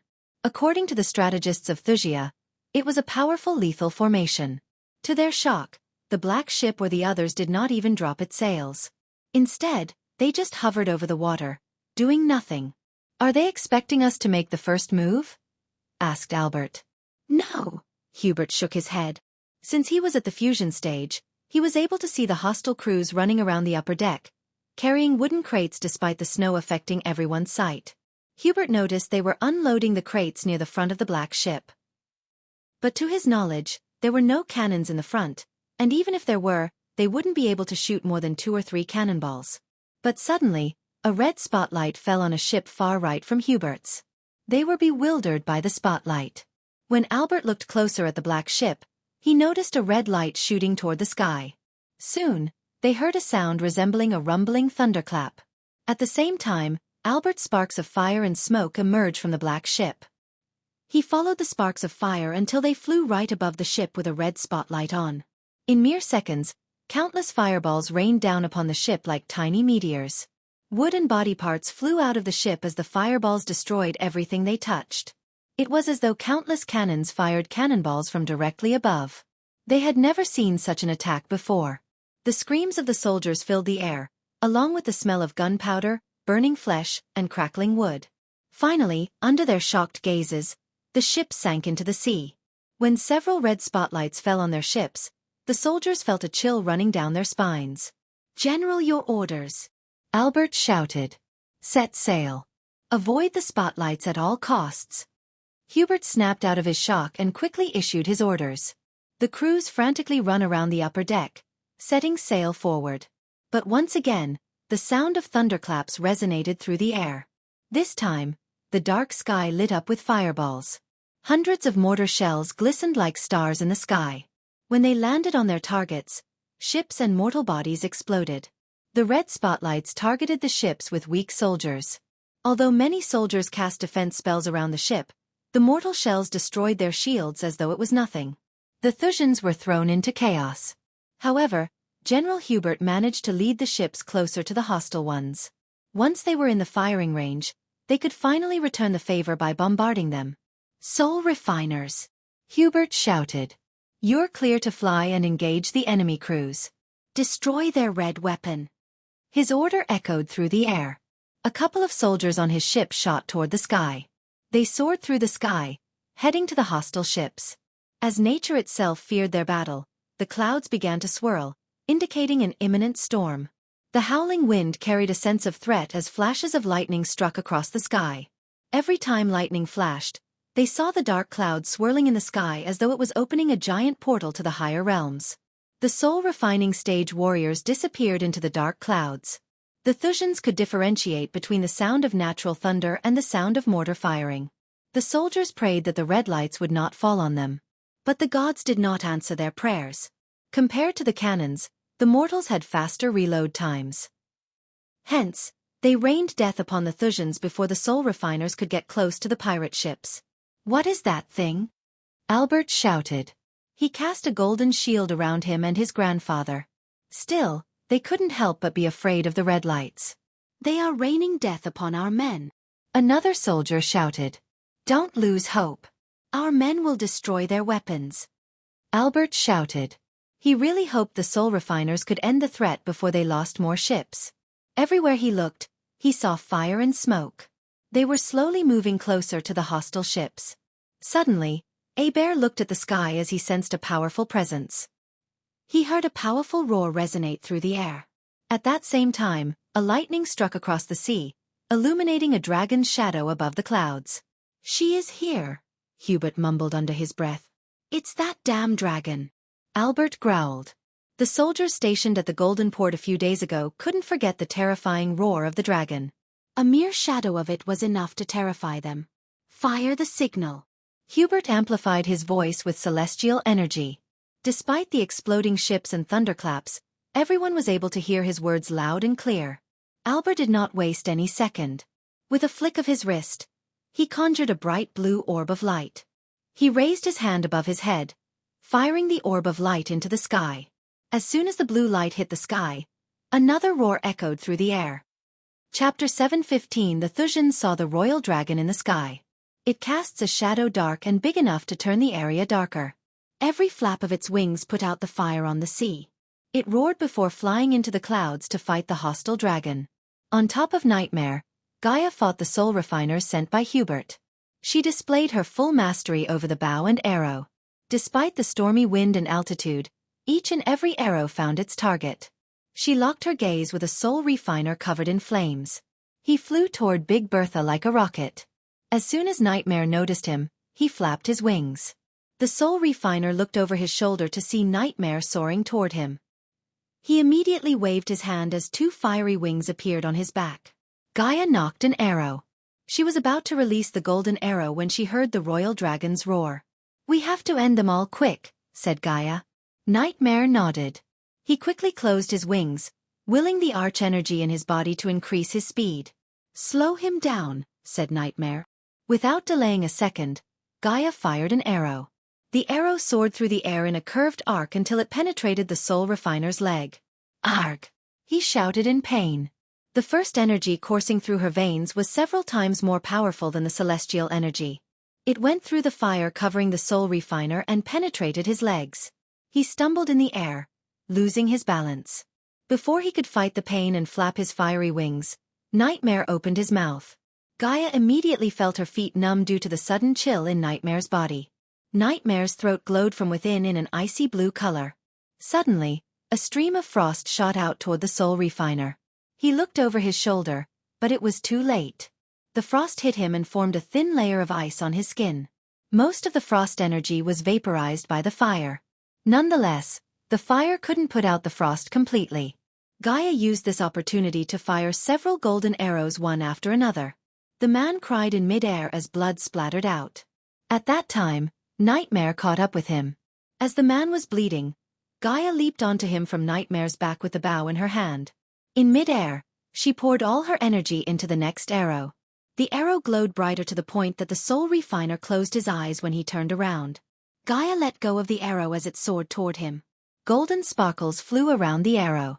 One could hear a buzzing sound resonating from the arrow.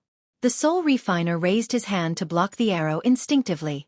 However, it penetrated his hand and went straight through his head. The flames faded away from his body before his lifeless corpse fell from the sky.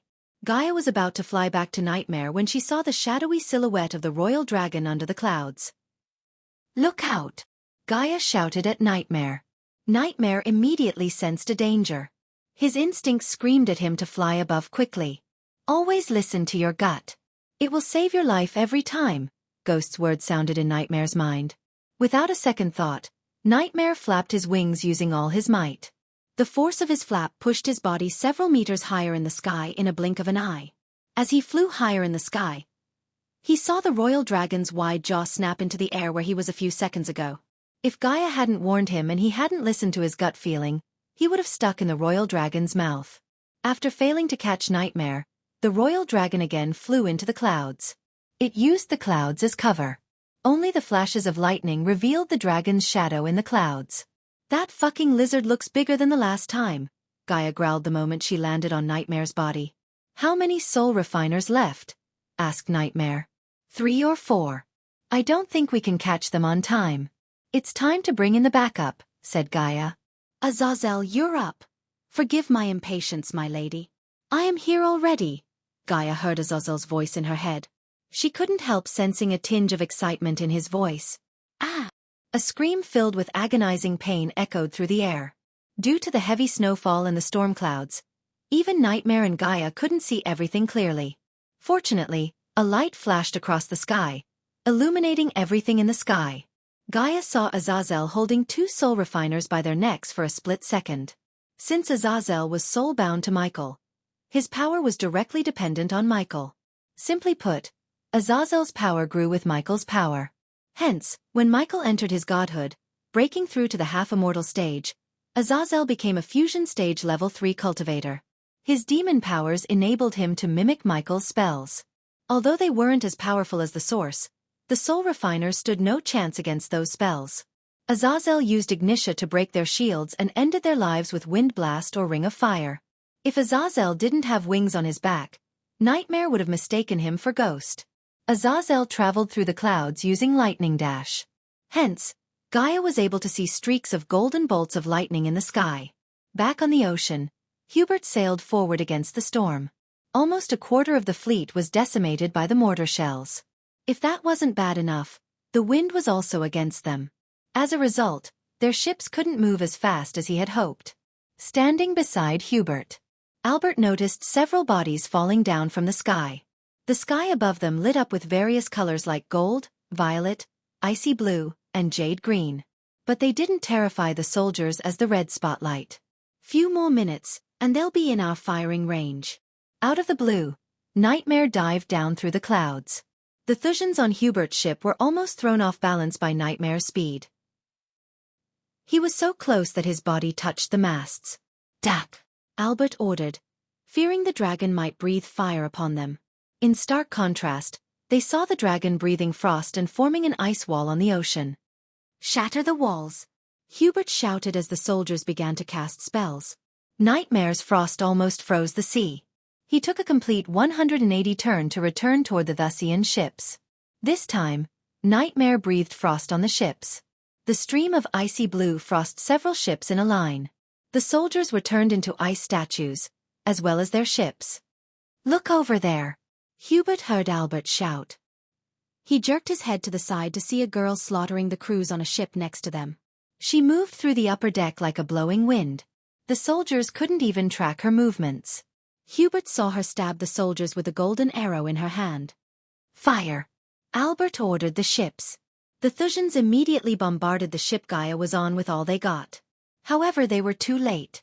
Gaia leaped into the air. At that same time, Nightmare came flying to her. She landed on his back and disappeared into the clouds. "Where is the royal dragon?" Albert shouted. His eyes turned bloodshot with fury. They were getting slaughtered left and right.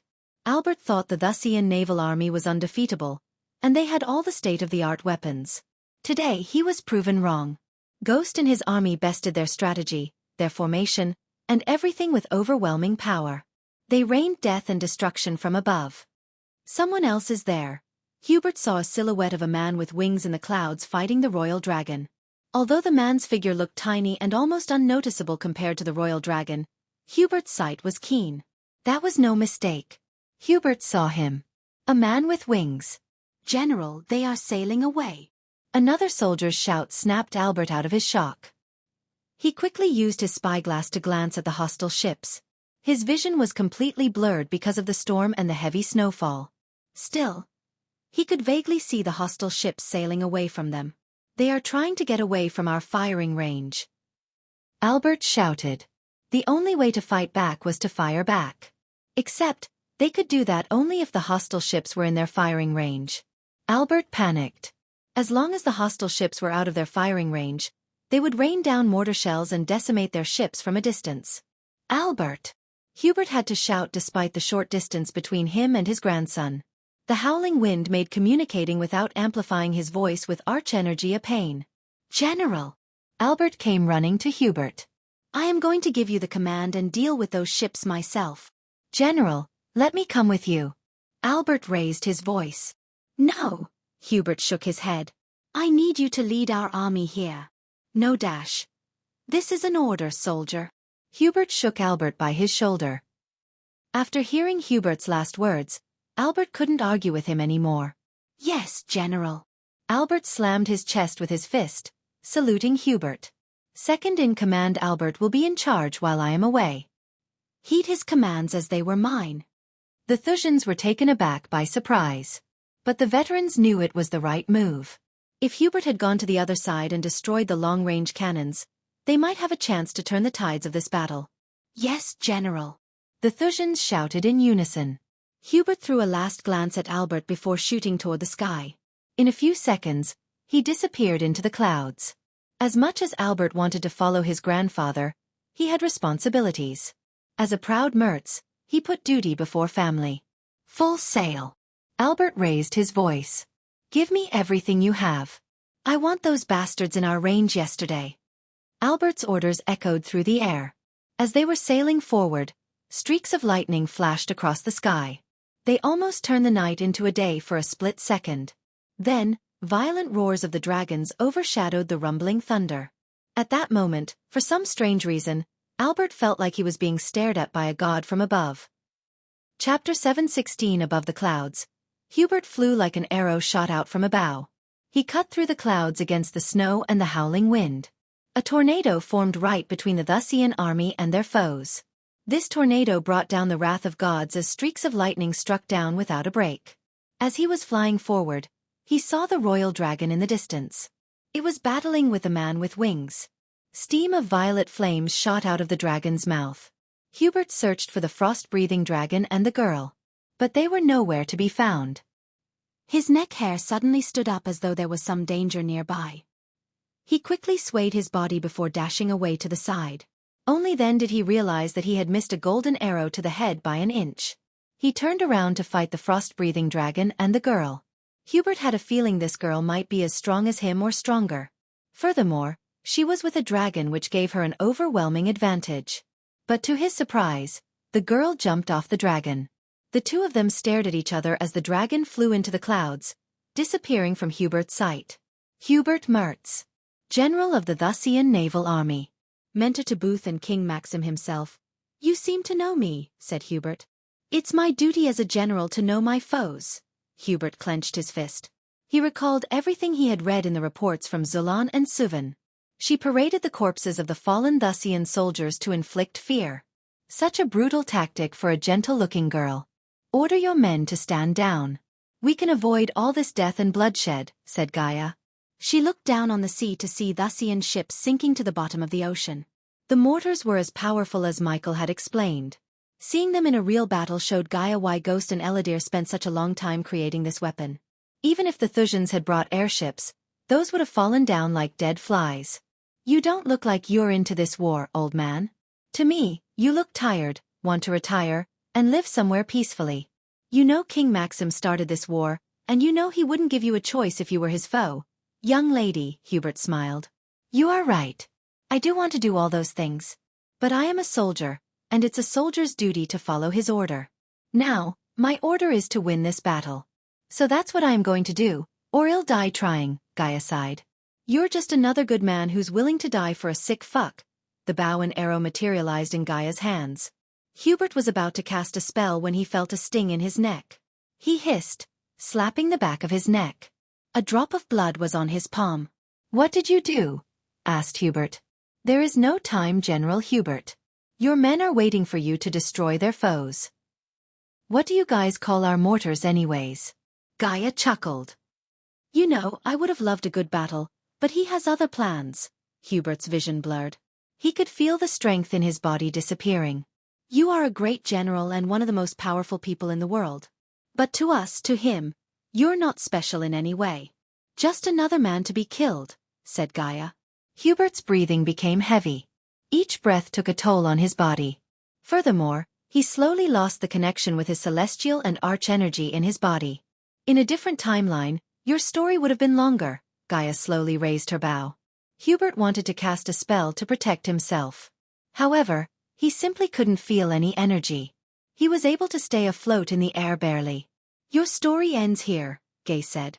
She was about to release the golden arrow when Hubert looked her in the eyes and said, As a general to general, please spare my grandson's life. Hubert realized this was his end. He never thought he would die like this without even putting up a fight. As a general, he utterly failed and let down his men. In his last moments of life, the most he could do was plead for his grandson's life. You had a chance. Now it's gone. Gaia released the arrow. Hubert felt a sharp pain in his chest. When he looked down, he saw an arrow sticking into his chest. He gritted his teeth, trying to fight the pain. But the very next moment, everything turned dark. The last thing he saw was another golden arrow soaring toward him. Gaia didn't feel a bit of pity for Hubert. These generals supported King Maxim in every step. In a way, they were responsible for what happened to Michael's sanctuary. She watched Hubert's body fall down from the sky. Finding his body through all the ship parts floating on the ocean would be near impossible.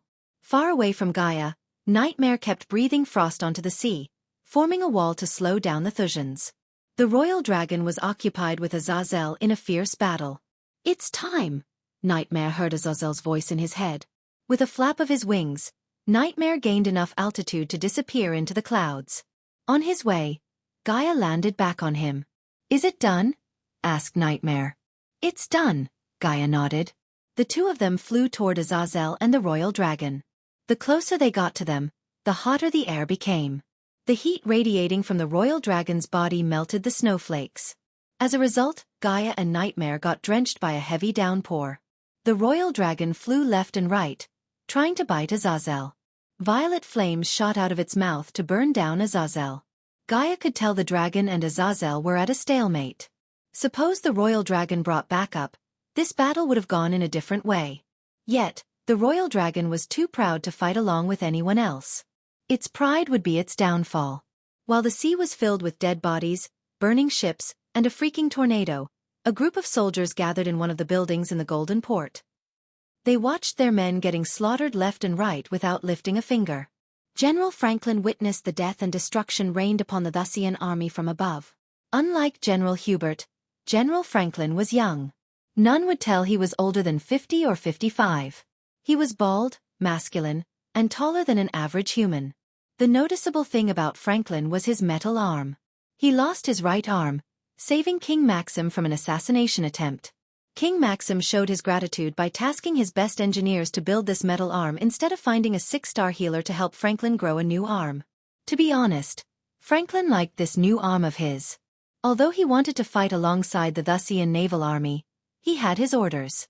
No matter what, they were ordered to stay hidden until Ghost showed up. When he did, he and his men had to engage him and kill him with the immortal killing spear.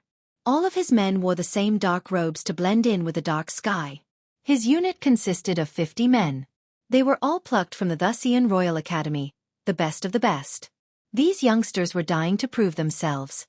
If General Booth had given them and ordered him to kill Ghost, a half-immortal, Franklin would have laughed his ass off. But it wasn't the case. General Booth gave these men an immortal killing weapon and, more importantly, a plan that could work. None of them uttered a word despite all the death and destruction. They were trained to speak when they were spoken to. Franklin and his men had no expressions on their faces. To them, all that mattered was Ghost and his death. Meanwhile, Gaia and Nightmare finally joined Azazel. The moment the royal dragon saw Nightmare, its eyes turned predatory. It bore its teeth and roared. His roar was filled with vengeance. Azazel quickly jumped onto Nightmare's back beside Gaia. The royal dragon flapped its wings as it started to chase after Nightmare. But instead of flying forward, Nightmare flew upwards. The royal dragon's massive body turned into a colossal disadvantage as gravity pulled the royal dragon down more than it pulled down Nightmare. Gaia turned around, firing arrow after arrow at the royal dragon. On the other hand, Azazel used the wind blast to hit the dragon before it could use the dragon's breath. Nightmare flew higher and higher against the wind. Breathing became difficult for both Nightmare and Gaia. Nightmare flew higher to the point they no longer saw any storm or snowfall. The royal dragon opened its mouth wide to sink its teeth into Nightmare. Gaia held onto the spikes on Nightmare's spine to avoid losing her balance. "Now would be a good time," Gaia shouted, looking at the violet glow inside the royal dragon's mouth. She felt the temperature rising by several degrees. It was evident the royal dragon was about to use its dragon breath. She could swear she saw the royal dragon grin devilishly. Nightmare was exhausted. Every flap of his wing took a great effort. Finally, Nightmare lost his strength. He closed his eyes as the royal dragon opened its mouth as wide as it could. Anyone in this situation would panic or shout, but not Gaia. A grin emerged on her face. When Nightmare was about to fall down, a bolt of lightning struck the royal dragon from above. The lightning bolt struck straight into its wide-opened mouth. However, it was not just a lightning bolt. Instead, it was Ghost who flew straight into the dragon's mouth using the lightning dash. The moment Michael went into the royal dragon's mouth, the dragon's predatory eyes glistened with pain. The smell of burning flesh overwhelmed their senses. Why? Because Michael covered himself with the dark flames.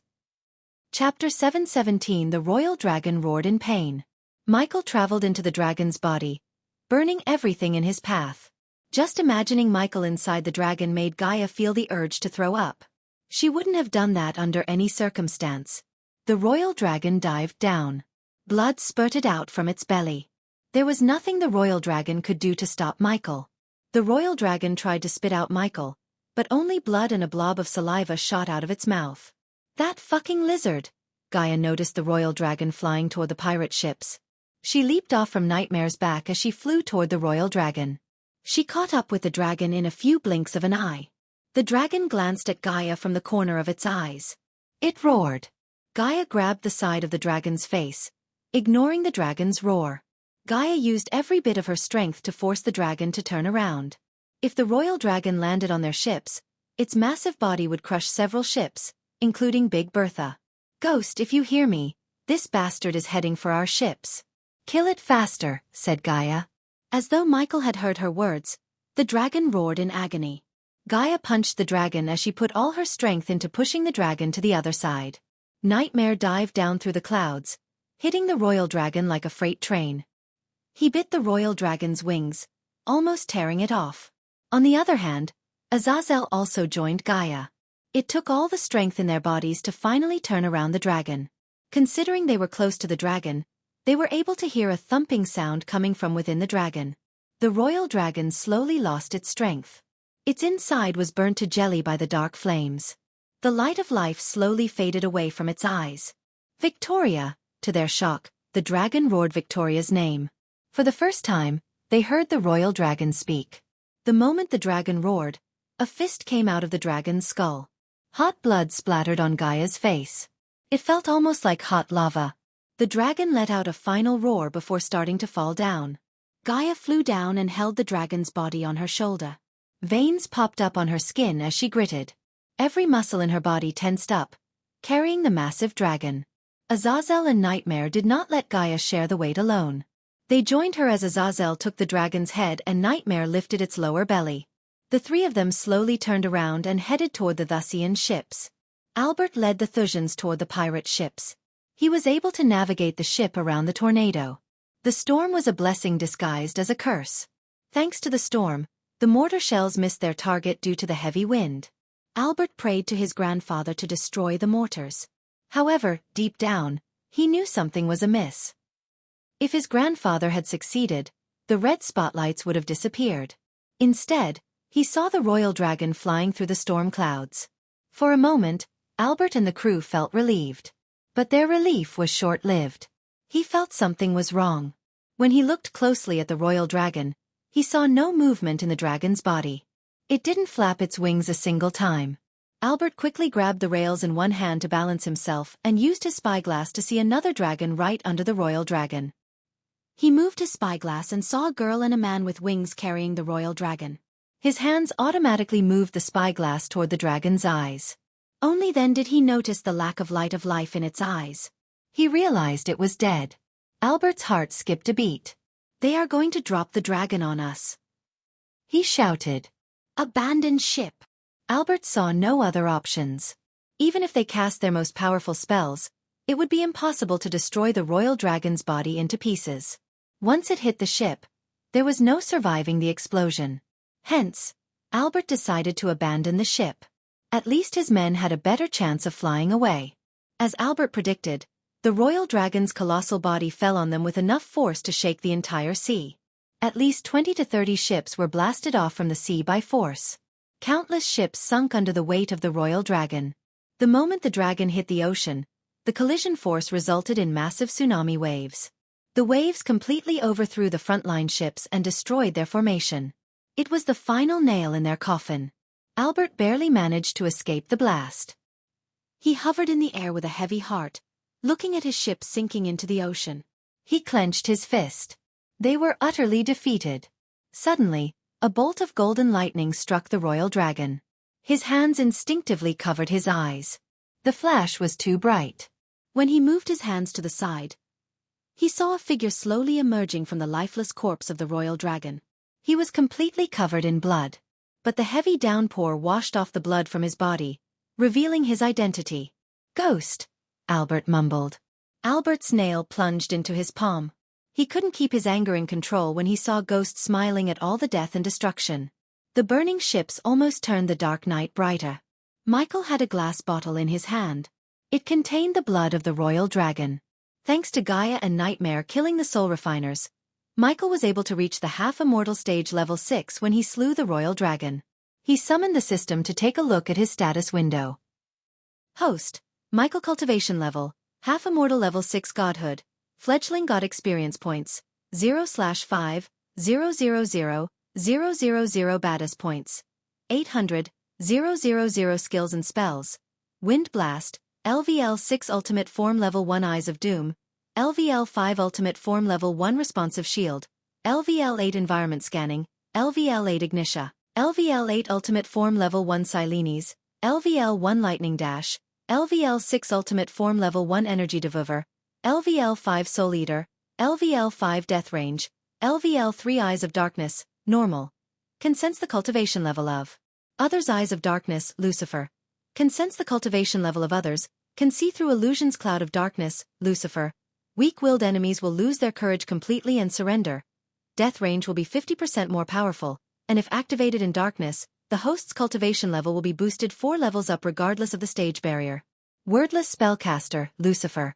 In full Lucifer form, the host just has to think of the spell to cast it. Techniques: Swords of Destiny, 98% Mastery Ring of Fire, 94% Mastery Serpent Maga, 98% Mastery Occupation. The Guardian of Sunrise Sect Lord Lucifer of the Abyssal the Dark Lord status. Healthy goals: Control the world, rebuild the Order of Death. Utility function: Banker, LVL 5, ratio, 1000 gold coins, 40 badass points. Runic Teleportation X-Ray Vision, also integrated with Eyes of Darkness.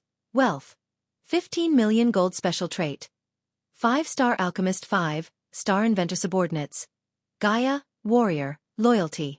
Level 100%.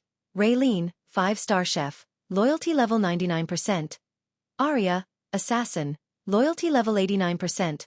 Maxine, Warrior, Loyalty level 98%. Tiberius, Warrior, Loyalty level 75%. Sadie, Loyalty level 60%. Ricky, Loyalty level 98%. Titus, Loyalty level 70%. Optimus, Loyalty level 70%. Big Bertha Crew, Pirates, Loyalty level 93%.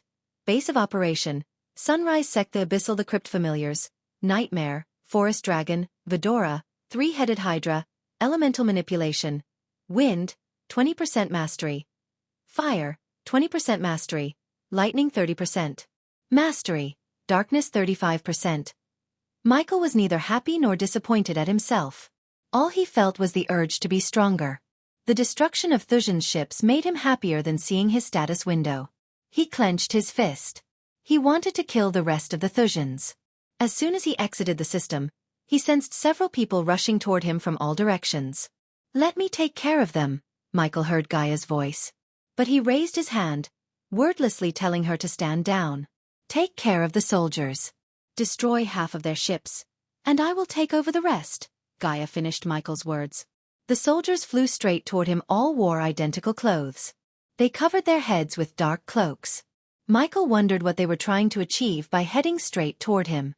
The strongest one among them was a fusion stage level 4 cultivator. Even if they were all fusion stage cultivators, they would have no choice. The majority of the soldiers were at the core formation stage. Michael was confused. Still, Michael did not underestimate them. He flew away from the battlefield into the dark clouds. He quickly cast the lightning dash to increase his speed. The distance between Michael and the soldiers grew quickly. Michael did not slow until he flew straight into the tornado itself. By doing this, Michael tested the soldiers' resolve to kill him. In other words, Michael wanted to see how badly they wanted him dead. To Michael's surprise, the soldiers did not slow down, not even a bit. Michael slowly disappeared into the dark tornado. The soldiers finally slowed down a bit. They couldn't locate Michael. "Use the tracking scroll," Franklin, the leader of the elite death squad, ordered his men. One of them quickly took out a glowing silver parchment. A single rune radiated a bright silvery light. The soldier quickly tore it in half as the glowing rune appeared in the air above them. In the center of the tornado, Michael saw a thin yet bright layer of light appear on him. The soldiers immediately turned their heads toward Michael's direction, as though they had seen him through the tornado. "You guys never learn," Franklin heard Ghost's words echo through the air. "But thanks for making me stronger," Franklin heard Ghost laugh. Franklin felt his neck hair stand up. Before he could react, hundreds of golden lightning bolts struck from above. He immediately took out another scroll, tore it, and teleported away. Those who managed to react in time escaped. The others just fell from the sky with one or more holes in their bodies. "Teleportation won't save you," said Ghost. "Raven maneuver," Franklin shouted. Michael saw the remaining soldiers flying in some kind of formation. They all raise their hands as their bodies multiply in number. These illusions were meant to disorient Michael. This time, Michael felt his neck hair stand up. He immediately dashed away, missing the golden spear to his heart by a few inches. The golden spear disappeared before Michael could take a closer look. Finally, Michael realized their plan. "An immortal killing weapon," Michael mumbled under his breath. He could tell their plan was to confuse Michael, hide the spear and stab him with it when he least expected. The plan would have worked if Michael had not upgraded his environmental scanning. Chapter 7:18 Michael cracked his neck as the death squad surrounded him. The soldiers quickly cast various spells to protect themselves from him. They tore some scrolls to boost their strengths. Although Michael did not know what these scrolls would do, he could tell they were fully prepared to face him. Furthermore, the soldiers hid the golden spear. Michael scanned them all with his X-ray vision, yet he was unable to see who was holding the spear. It seemed to him they had used some powerful runes to hide the weapon from his sight. "Panther formation," Michael saw the fusion stage warrior shout. Following his order, the soldiers took out a yellowish pill and tossed it into their mouths. Michael was surprised by the energy radiation from the pill. They were all at least 96% pure pills, which meant they were concocted by a 6-star alchemist. Michael looked at the soldiers curiously to see what the pill could do. They soon quenched Michael's thirst for curiosity by dashing toward Michael faster than a typical core formation warrior's abilities. Granted, they were now here close to Michael's speed, but they were fast enough to make a soul refiner lose their sight. To Michael's surprise, a golden spear appeared in everyone's hand. Not that Michael had no way of finding out the real spear, he just wanted to try something else. Michael hovered in the air without moving an inch. He didn't even cast a spell. The soldiers didn't hesitate to strike Michael. Instead, they dashed at him with the ferocity of a beast and swung the golden spears left and right. The spear cut through Michael's clothes. Still, none of the spear strikes hurt his skin. After being tempered by the lightning strikes when he crossed the heavenly tribulation, his body became tough as metal. Normal weapons such as these golden spears stood no chance of hurting him, unlike the real golden spear. On the other hand, Gaia, Nightmare, and Azazel slaughtered the soldiers on the sea. The more people they killed, the more experience points Michael earned. Azazel especially turned into a killing machine. He didn't even use any spells but killed them with his bare hands. At that moment, Gaia landed on a frigate. Nightmare breathed frost around the ship, freezing the water to prevent the ship from moving. The strongest soldier on the deck was a core formation warrior. He was busy turning the rudder until Gaia sent an arrow straight through his head. His crew panicked. Several chakras appeared around Gaia as the remaining soldiers began to cast spells. However, Azazel landed directly on the center of the deck. He flapped his wings, sending a powerful gust of wind. Some soldiers were immediately knocked down by the wind's force. Azazel leaped into the air before landing right beside two soldiers. The soldiers panicked, and before they could react, Azazel grabbed their heads. Gaia saw their heads explode like watermelons. Until now, Gaia had never seen the demon side of Azazel. Truth be told, she almost forgot Azazel was a demon and not a butler. He mimicked Michael's lightning dash to wreak havoc on the deck. In a couple of seconds, Gaia saw several bloody veils of mist in the air. Eventually, the soldiers fell down without their heads. Nightmare's kills were less brutal than Azazel's. He just flew above the ship, breathing frost to freeze the soldiers. After he froze them completely, Nightmare landed on the ship with enough force to shatter the frozen soldiers. Gaia only focused on killing the strongest one on the ship. He let Nightmare and Azazel have fun. What's happening there?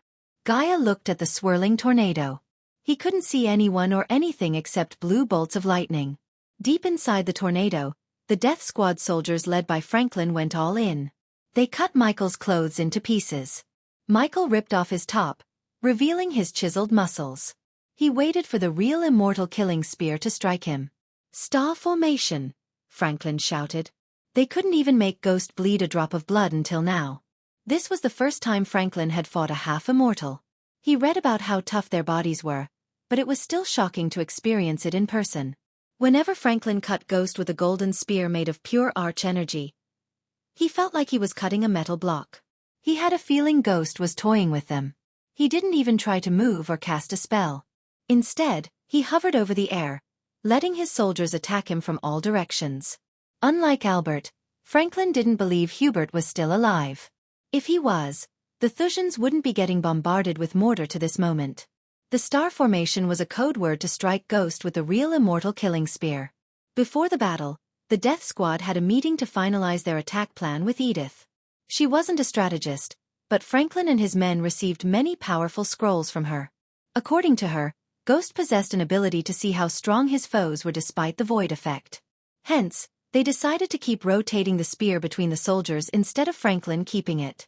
Since he was the strongest among them, Ghost would naturally target him, and if he had the spear, Ghost could kill and take the spear to himself. At that time, there would be nothing left to stop him. Franklin knew Ghost was underestimating them. That was the reason he was letting them attack him. Franklin decided to use his arrogance against him. As soon as the soldiers heard Franklin's order, they moved to form the star formation.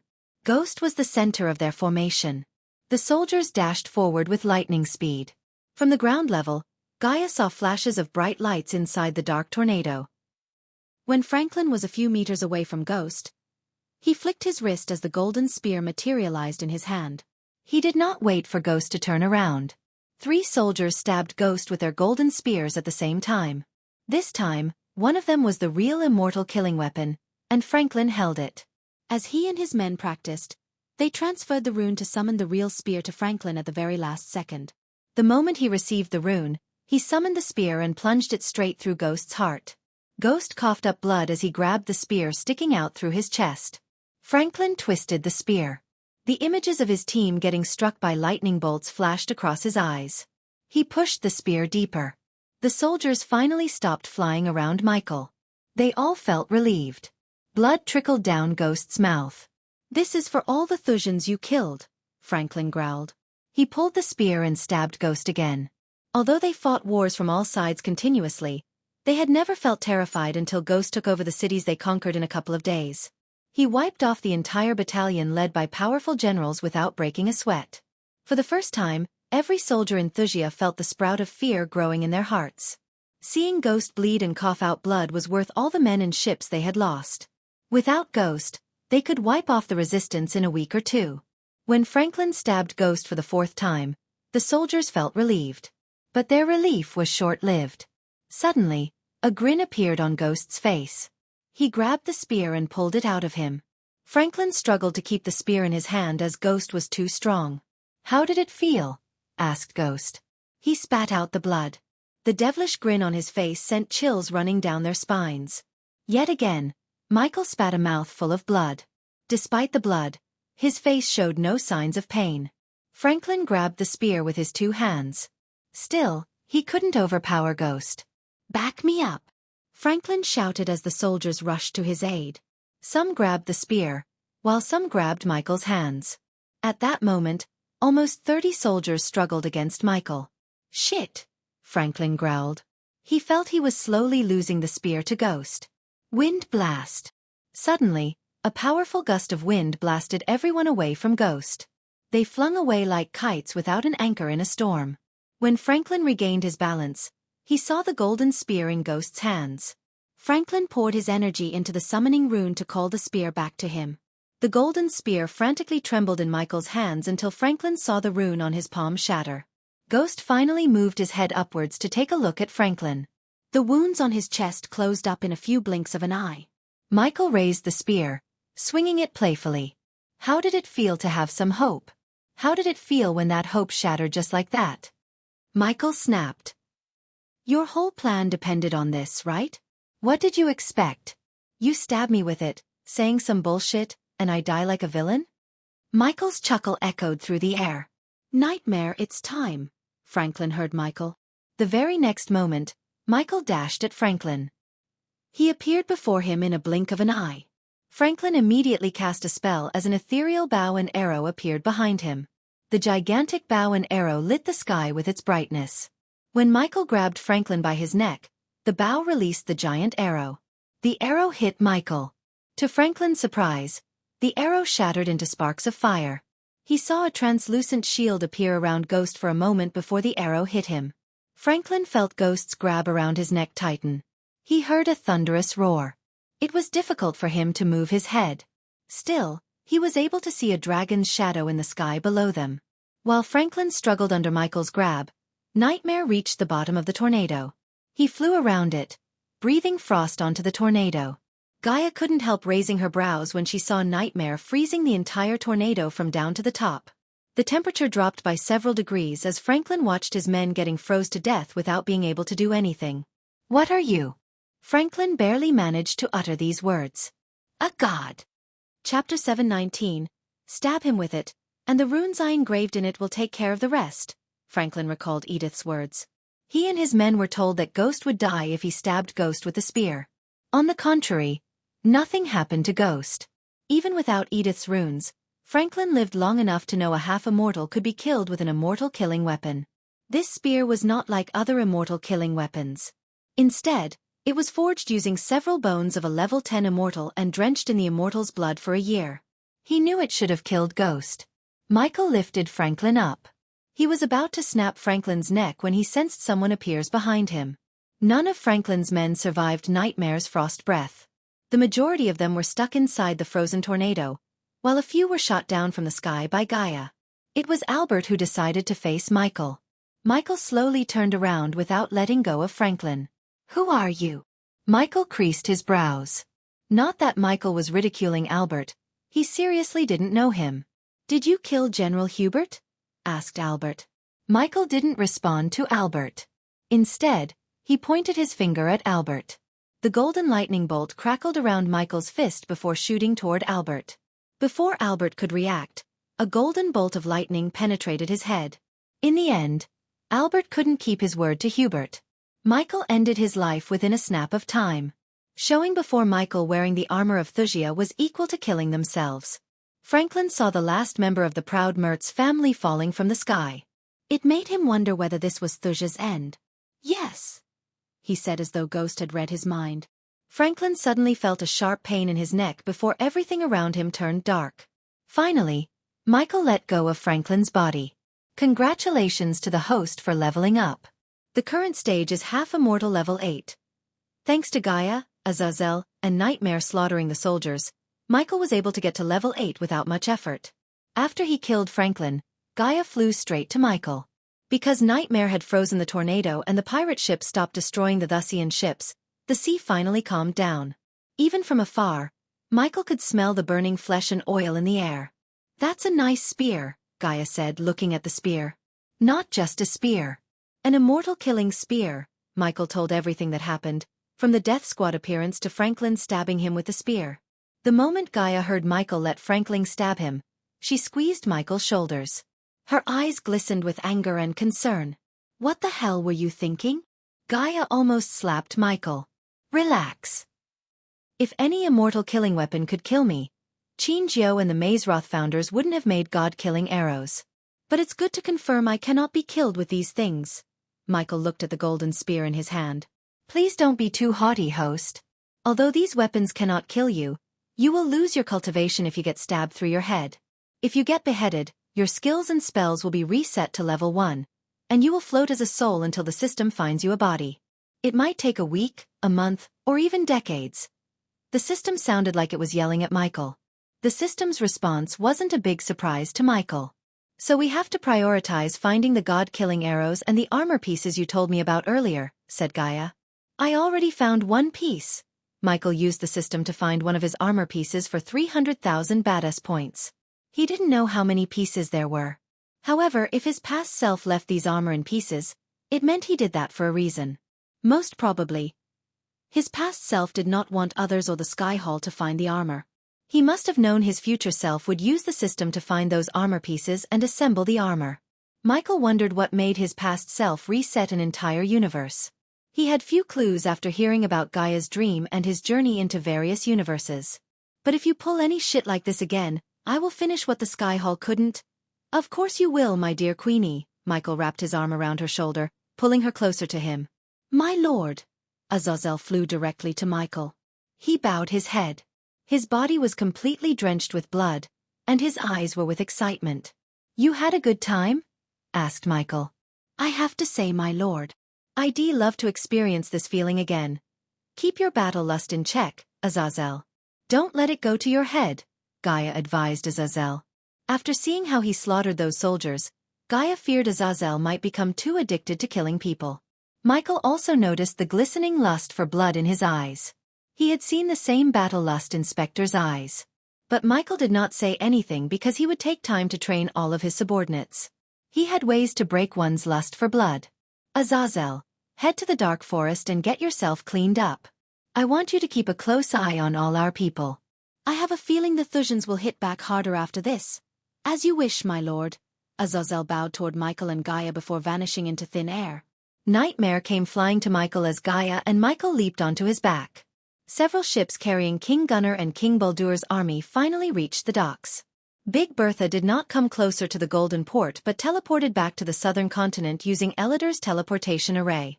Now that Michael's naval army had wiped off almost two-thirds of the Thusian army, he let the army deal to occupy the Golden Port.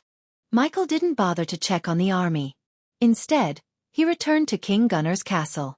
Surprisingly, King Gunnar was there to welcome Michael, Gaia, and Nightmare with Yagner, General Bryce, and Prince Devarius. Their faces were brimming with delight. The three of them watched the Thusians getting destroyed by Ghost's naval army while they were inside the Thusian warehouse. Although they were terrified by the power of Ghost's naval army, they were glad he was against Thusia. Moreover, they robbed the warehouse clean. They knew that would certainly hurt the Thusians in their war. While walking toward them, Michael willed the system to equip a new set of clothes. Master Ghost, how's the war going? We saw your naval army was destroying the Thusians left and right. General Bryce grinned from ear to ear. It's over. We won. The Golden Port is yours. The smiles on their faces froze. You should quickly visit there and solidify the defenses. We don't want the Thusians to hit back, do we? Said Michael.